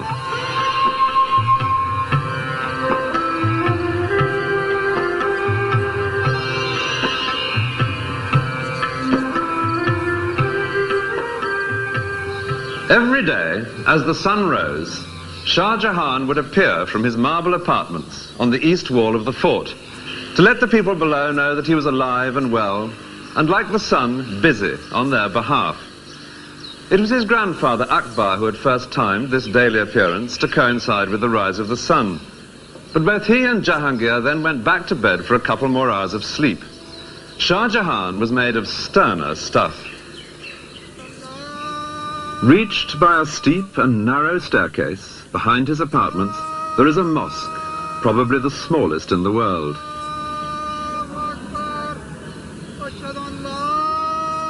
Here, answering the muezzin's call an hour before dawn, Shah Jahan had begun his day with a session of private prayer in this very private mosque. It's also made of marble because Shah Jahan was one of the greatest Mughal emperors. Meanwhile, his superb hall of public audience was filling up with those who had any business that day with the emperor. Here, a little before 8, to the sound of hidden drums and trumpets, he would appear in his throne alcove, seated on his famous peacock throne. And the Emperor Shah Jahan used to ride a peacock throne, which was made of diamonds and jewels. It was later on was taken by Nadir Shah to Iran. This is one of the most spacious buildings. Here nobles and ministers, they stood for the judgment of the king, and they were provided golden and silver sticks, like your shooting sticks, to hang on if they felt tired. The servants whisking flies from the imperial presence stood on the heads of 2 golden elephants. And the business conducted here was as formal as this picture suggests. Behind the hall of public audience is a courtyard, to which in those days only a few trusted ministers and servants would be admitted. Here Shah Jahan would retire after his public appearance to carry on with the real business of state, in the equivalent of a cabinet meeting. This took place in his hall of private audience, a cool marble pavilion with views over the river. When the business of state was completed, it was already past noon, time for the emperor to slip into the harem for a meal. Here he presided over another court. It consisted only of women and eunuchs, but it was organized much like the one outside. Out of sight, behind what a writer of the time called the screens of purity, there lived a thriving community, abounding in gossip and rumor, and alive with intense ambitions and jealousies, as everyone competed for the favor of a single and almost unlimited source of wealth, the emperor himself. The emperor lived in his harem in a state of pampered isolation. At meals, for example, he alone would eat, sitting cross-legged on rich carpets. All around, set on white calico cloths, would be dozens of gold and silver vessels, each filled with a separate delicacy. To either side of him, a beautiful girl would be kneeling. The emperor would point to a particular dish, a eunuch would hand it to the girl, and the girl would serve him. After lunch, a siesta, with or without a girl, followed by an afternoon visit to a mosque for more prayers. And then, any further discussion with his ministers that might be needed, before returning finally to the harem for supper, this time with musical entertainment provided by the women. By 10 o'clock, Shah Jahan was in bed. A woman, chosen for her soothing voice, would read to him. His favorite book was the diary of his ancestor, Babur, telling how he had captured India. In 4 generations, from nothing to all this, it was most satisfactory. Shah Jahan had seized the throne by force, but he was determined to hand it on peacefully to his favorite, Dara Shuko, the elder of the 2 boys who had been held as hostages before his own accession.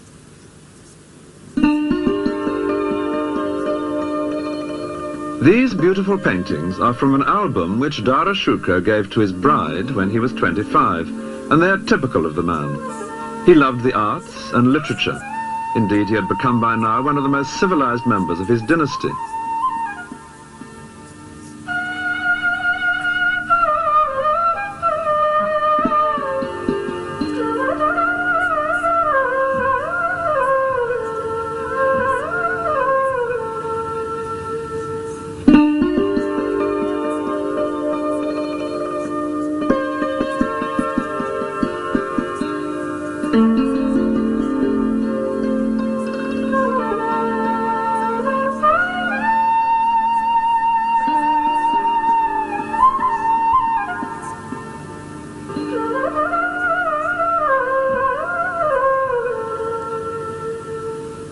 By contrast, Dara Shuko's brother, and most likely rival for the throne, Aurangzeb, was being toughened rather than civilized by the passing years, being almost permanently away at war.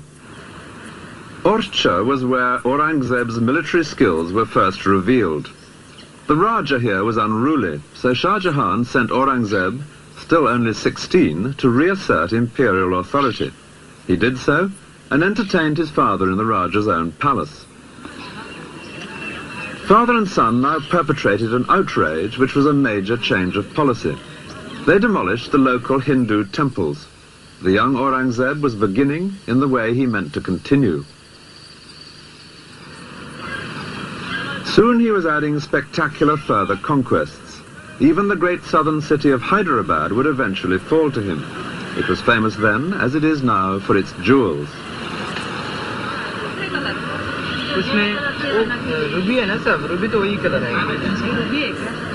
Much wealth was sent from here to the Mughal court, and Aurangzeb should have been able to expect gratitude from his father. Instead, his capture of this city only revealed the obstacles that were now being put in his way. Garnet is darker than this.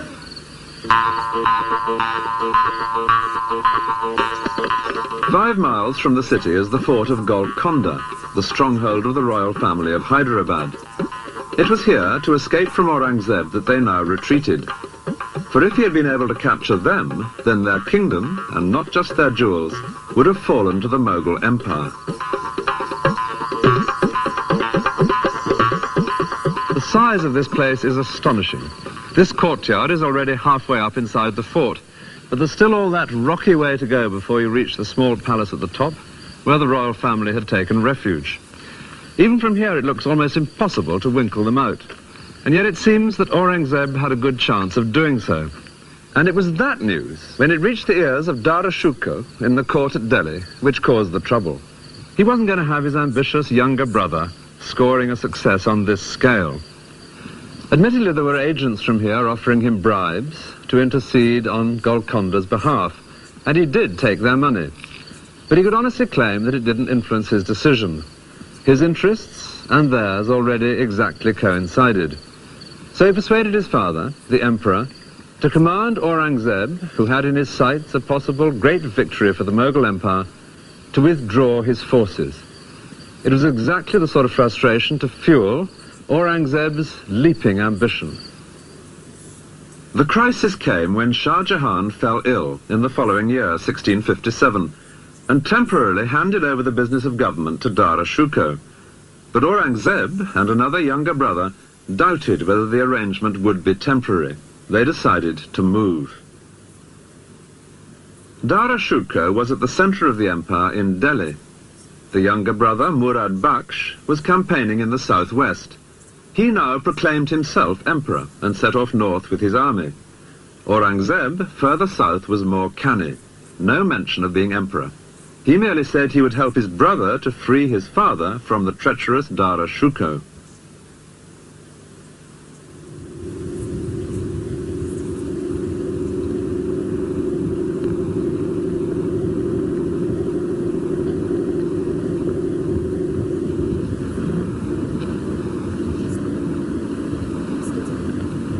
It was on a hot summer's day under a blazing sun that the two armies met on an open, dusty plain south of Agra. On one side, the somewhat scruffy joint forces of the two younger brothers, unglamorous to look at, but their men hardened in distant campaigns. On the other, the imperial army, headed by Dara Shikoh. An eyewitness has left an account of his magnificent force as it moved out from Agra. Ranks of elephants in immaculate shining armor, squadrons of cavalry with gleaming lances.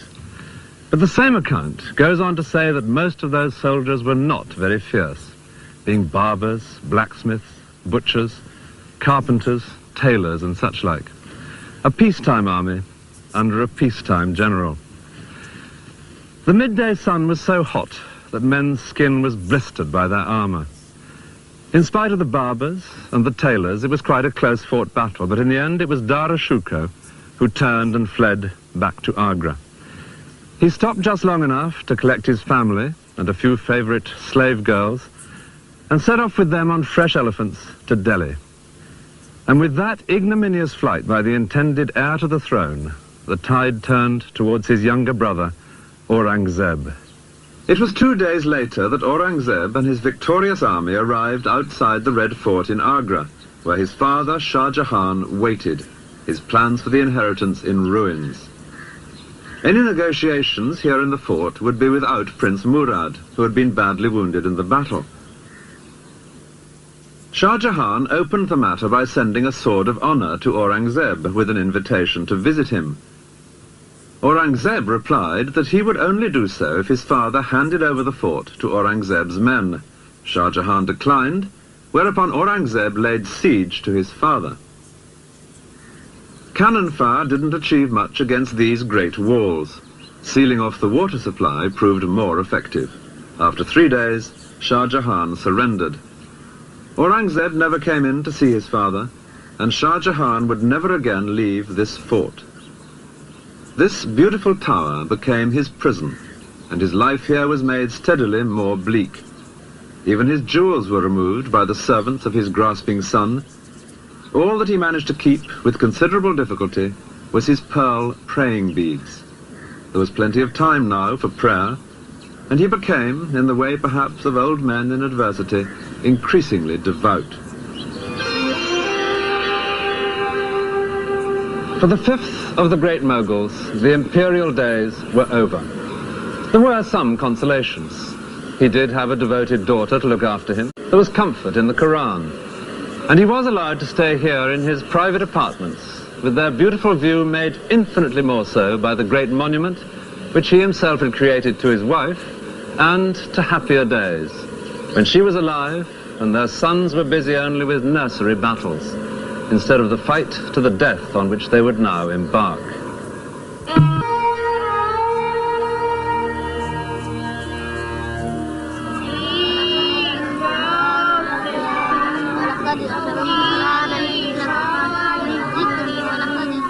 Learning the words of the Holy Book by heart. In many societies, the basis of religious education. These are children in a mosque in India.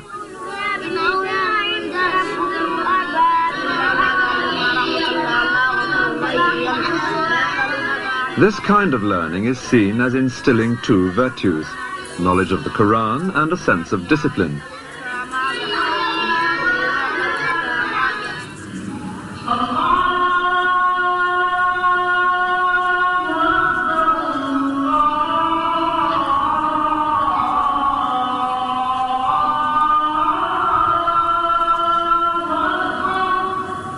Adults now in the mosque at Lahore.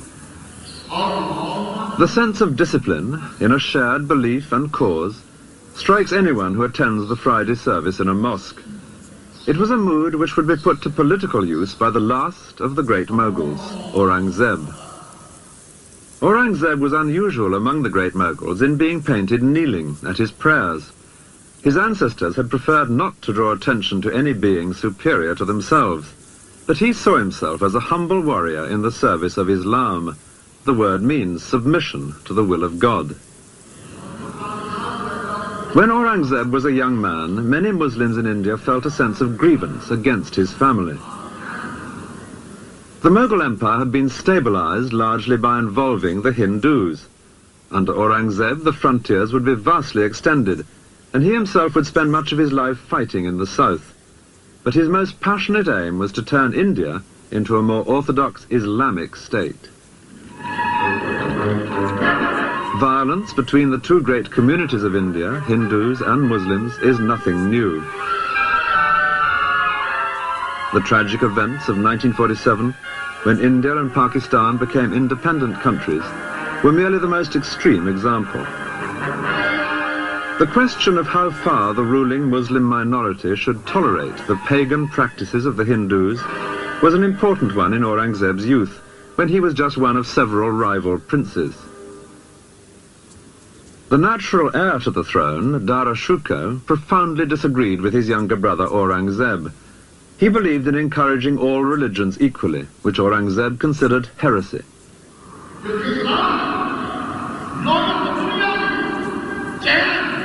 The Quran gives clear guidance. Muslims must allow Jews and Christians to worship freely, but should place restrictions on other religions. It had been Mughal policy to lift these restrictions from the Hindus, but this offended the more orthodox in the Muslim community.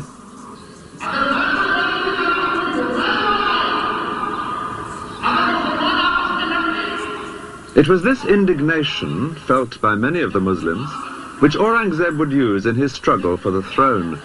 His family had betrayed the faithful. He would defend the faith. There were 3 people with cause for complaint when Aurangzeb declared himself emperor in 1658. One was his father, Shah Jahan, the rightful emperor, whom Aurangzeb had captured and imprisoned. Another was Dara Shikoh, Shah Jahan's favourite and his intended heir. And then there was a younger brother, Murad Bakhsh, whom Aurangzeb had once proclaimed as the prince who should succeed, instead of the heretic Dara Shukar. When it finally came to a pitched battle, Dara Shukar was defeated by the combined armies of his younger brothers. And from that moment, Aurangzeb, seen here in green, systematically set about removing each of these three living obstacles to his own rule. His immediate concern was his elder brother. Dara Shukar had fled from the battlefield on his elephant. With his father's blessing, he had then ridden fast to seize the imperial treasure. The intention was to buy himself another army with which to fight Aurangzeb. The first stop was Shah Jahan's new fort at Delhi. Here there was great wealth, but Aurangzeb was hard on his heels. The same thing in Lahore. Again, vast treasure. Again, no time to transform it into trained soldiers. After 6 months in remote places, Dara Shukar did at last return with an army, and the two rivals confronted each other in the hills surrounding the town of Ajmer, some 300 miles south of Lahore. These marble pavilions by the lake at Ajmer were built for Shah Jahan, two of whose sons were now fighting their final battle a few miles away.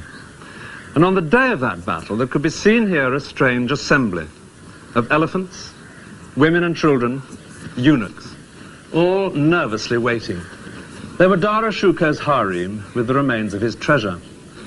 They were ready to set off at a moment's notice because he told them that if he lost the battle, he would join them here so that they could flee together into the desert to escape his murderous brother. Well, he did lose the battle, and in the chaos he managed to miss even this vital rendezvous. The women and the eunuchs waited here as long as they could, and then fled without him. Miraculously, they managed to join up with him a few weeks later, but ahead lay an ultimate betrayal. Shah Jahan had sentenced a local ruler to be trampled to death by elephants, and Dara Shukar had saved the man's life, pleading the special influence of a favourite son to ask for pardon. Now surely was the time to call in old debts. Dara and his family arrived in the man's territory. For a few days, they were royally entertained. And then, most treacherously, Dara Shukar and his 15-year-old son were seized. The ruler had decided where his best advantage lay. An elephant set off north with a closed howdah, bearing Dara Shukar and his young son as prisoners. Their destination, Delhi and Aurangzeb. Today's old town in Delhi was then new. It had been recently built, close to the Red Fort by Shah Jahan. It was here that Aurangzeb now organized a charade to humiliate his elder brother. It very nearly misfired. At this sort of height above the street, Dara Shukar and his young son were paraded through Old Delhi. They were dressed in rags, smeared with dirt, and seated on a skinny female elephant. The people of Delhi were supposed to jeer, but they didn't. Dara Shukar had been a generous and popular prince. There was resentment at his humiliation, and that gave added urgency to the next stage of Aurangzeb's plan. Learned and holy men play an important part in the legal system of Islam, and Aurangzeb now set up a committee of such people to advise on the fate of his brother, whom he described as the chief of the atheists. The holy men, after due consideration, recommended death. Aurangzeb then let it be known that he himself would have preferred exile for his brother, but he bowed to religious authority, and the deed was soon done.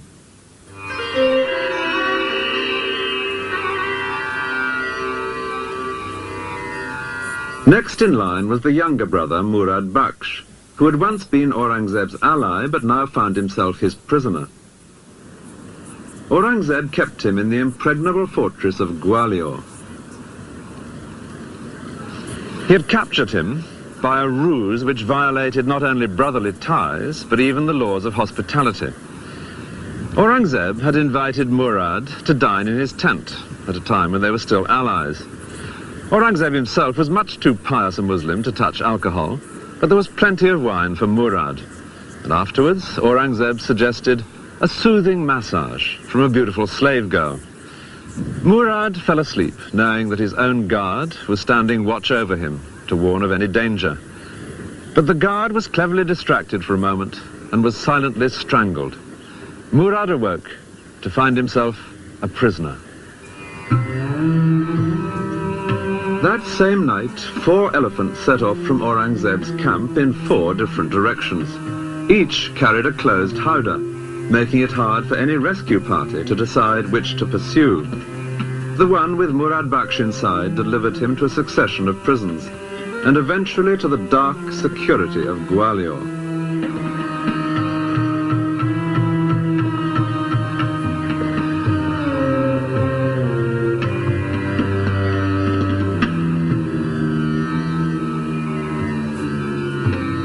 It was not enough for Aurangzeb to keep Murad prisoner, however secure he might be deep in the dungeons at Gwalior. He wanted him dead, and he achieved that by a piece of hypocrisy that was typical of the man. Murad had once had a man murdered, and that gave Aurangzeb his chance. Under Muslim law, only the relatives of the murdered man can demand justice. Aurangzeb now sought out those relatives. The eldest son refused to take action, but the second son was persuaded to bring a case, and the judge found Murad guilty.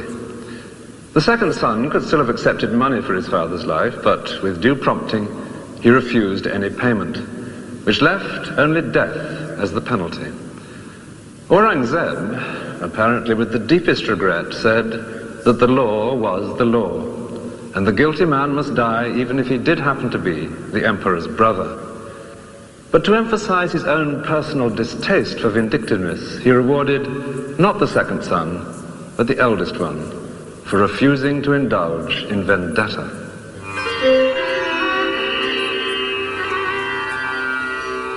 Only one man living could now deny Aurangzeb's claim to the throne, the prisoner in the Red Fort at Agra, Shah Jahan. Even Aurangzeb couldn't kill his father. He left that to time. And after 8 years, the old man died. A boat brought him to his final reunion. For 8 years, he had gazed from his marble cell at his most astonishing creation, and never once been allowed to visit his wife's tomb.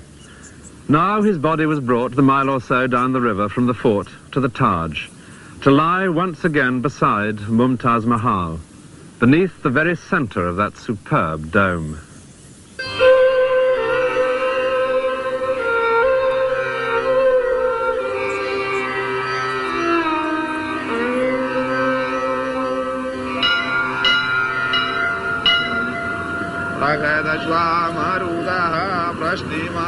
For the Hindu majority, Aurangzeb's firm hold on the throne was unwelcome news. The Quran says that unbelievers must pay a special tax. Aurangzeb's great-grandfather, Akbar, had freed them from this, in the tolerant mood of which Aurangzeb so strongly disapproved. Aurangzeb, having less interest in communal harmony, now reintroduced the much-hated tax.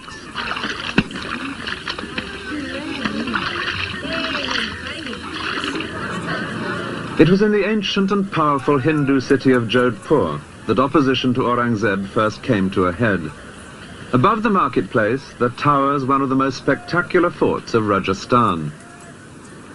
The family holding this fort had been closely allied with the Mughals ever since the time of Akbar. Now they became restless, and Aurangzeb sent his favorite son, also called Akbar, with a large army to bring this place under control. But the Jodhpur royal family made most tempting proposals to the young prince. His bigoted father, they said, was tearing the empire apart. What India needed was a broad-minded Mughal emperor, like the great Akbar, whose name the prince shared.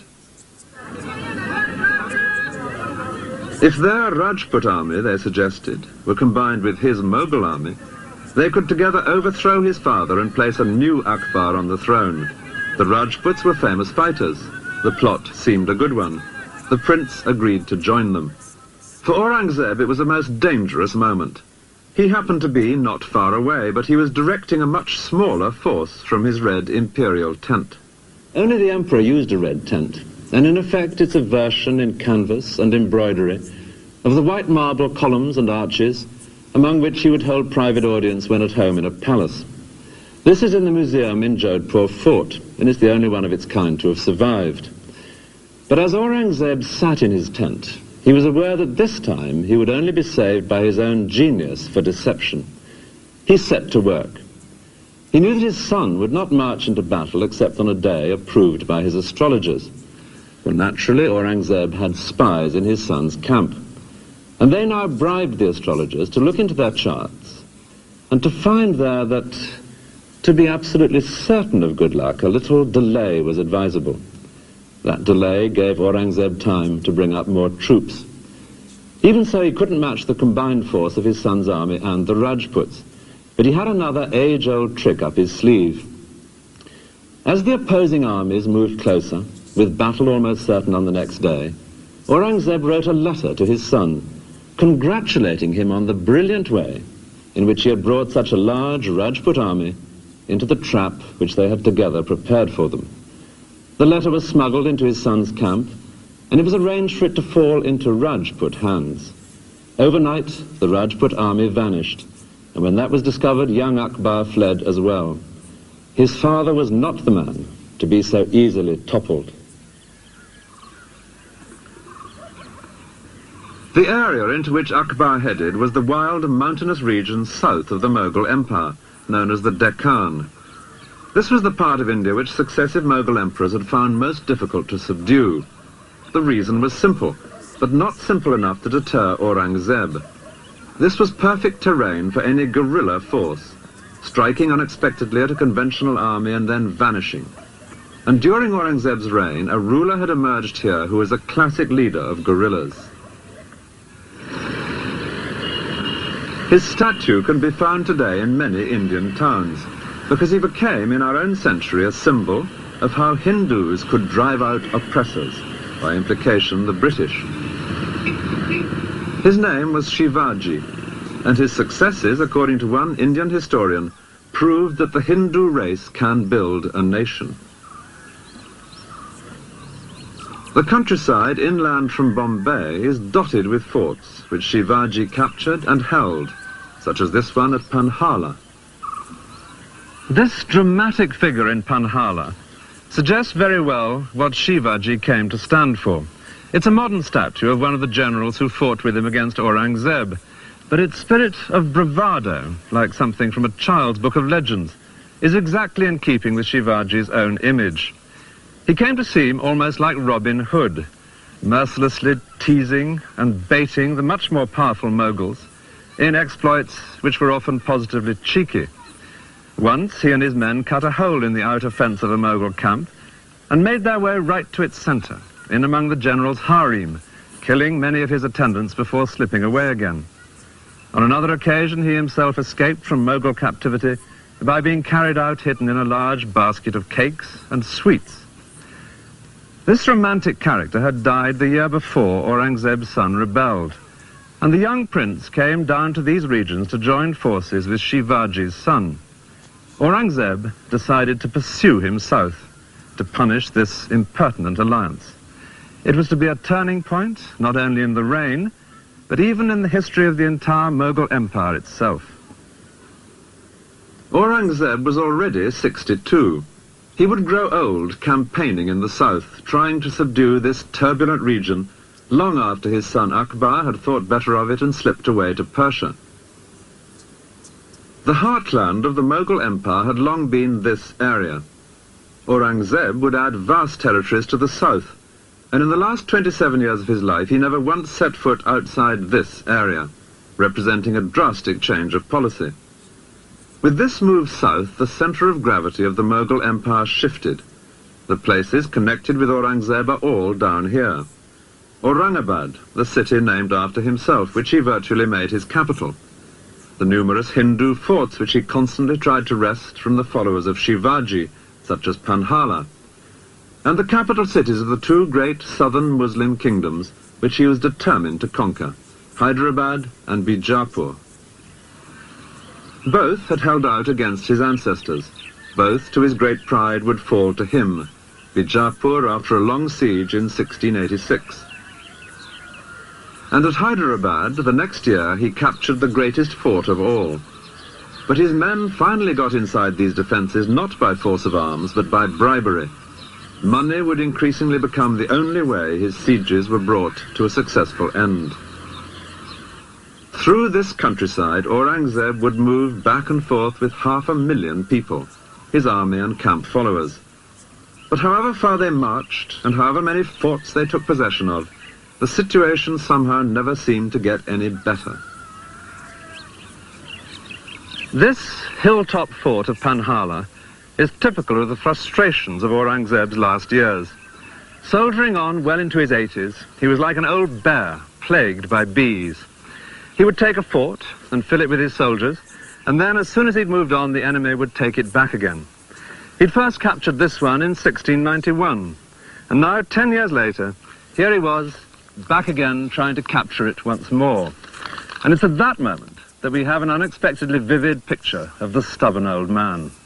Most improbably, at this place, miles from anywhere, a British ambassador arrived from the court of William III, hoping to open up trade. He found chaos, a vast, insanitary camp, deep in mud, with despair and corruption and drunkenness among the troops. The shining exception was Aurangzeb himself, now aged 82. The ambassador describes him passing through the camp to visit the siege works. He was all white, robe, turban, beard. He was carried through the crowd on an open litter, but he never once looked up from the book he was reading, undoubtedly the Quran. As another European visitor wrote, he had by now a craze for being held a saint. He was 89 when he finally died, and he died as he had hoped, on a Friday, the Muslim holy day, just after saying his prayers. This building, a few miles from Agra, is an example of how affairs at the centre of empire had gone from bad to worse during Aurangzeb's long absence. It is the tomb of his great-grandfather Akbar, a holy place indeed for the family. Yet this tomb was now pillaged by the local population. Its gold and silver plate was removed, and its rich carpets. It was just one example of the anarchy which would destroy the empire towards the end of Aurangzeb's reign and after his death.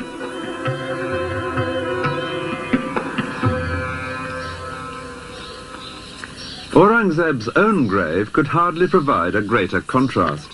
It's in the south, 15 miles from Aurangabad, at Kuldabad. No great gateways and gardens and terraces here, just small whitewashed courtyards leading to a flight of 3 steps.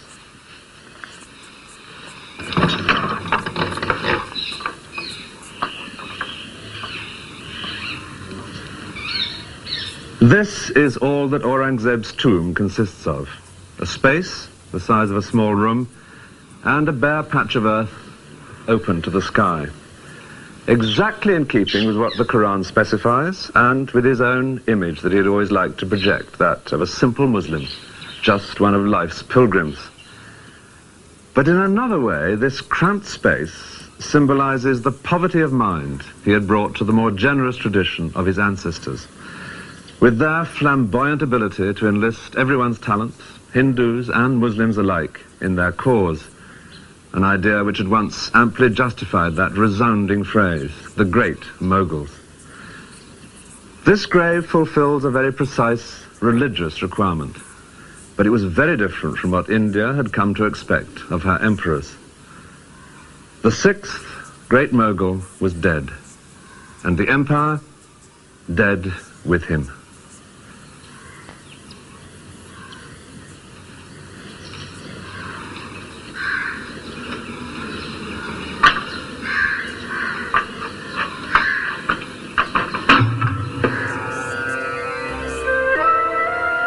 Many of the later Indian princes were descended from men who grabbed parts of the Mughal Empire after Aurangzeb's death. It was in the resulting chaos that the British stepped in, just as the Mughals had 3 centuries earlier. Aurangzeb's descendants were still officially emperors, though increasingly powerless, until at last the imperial title was transferred to Queen Victoria. The British Raj certainly had its own moments of splendour, in a tradition of pomp and ceremony which continued right up to the end of empire in 1947.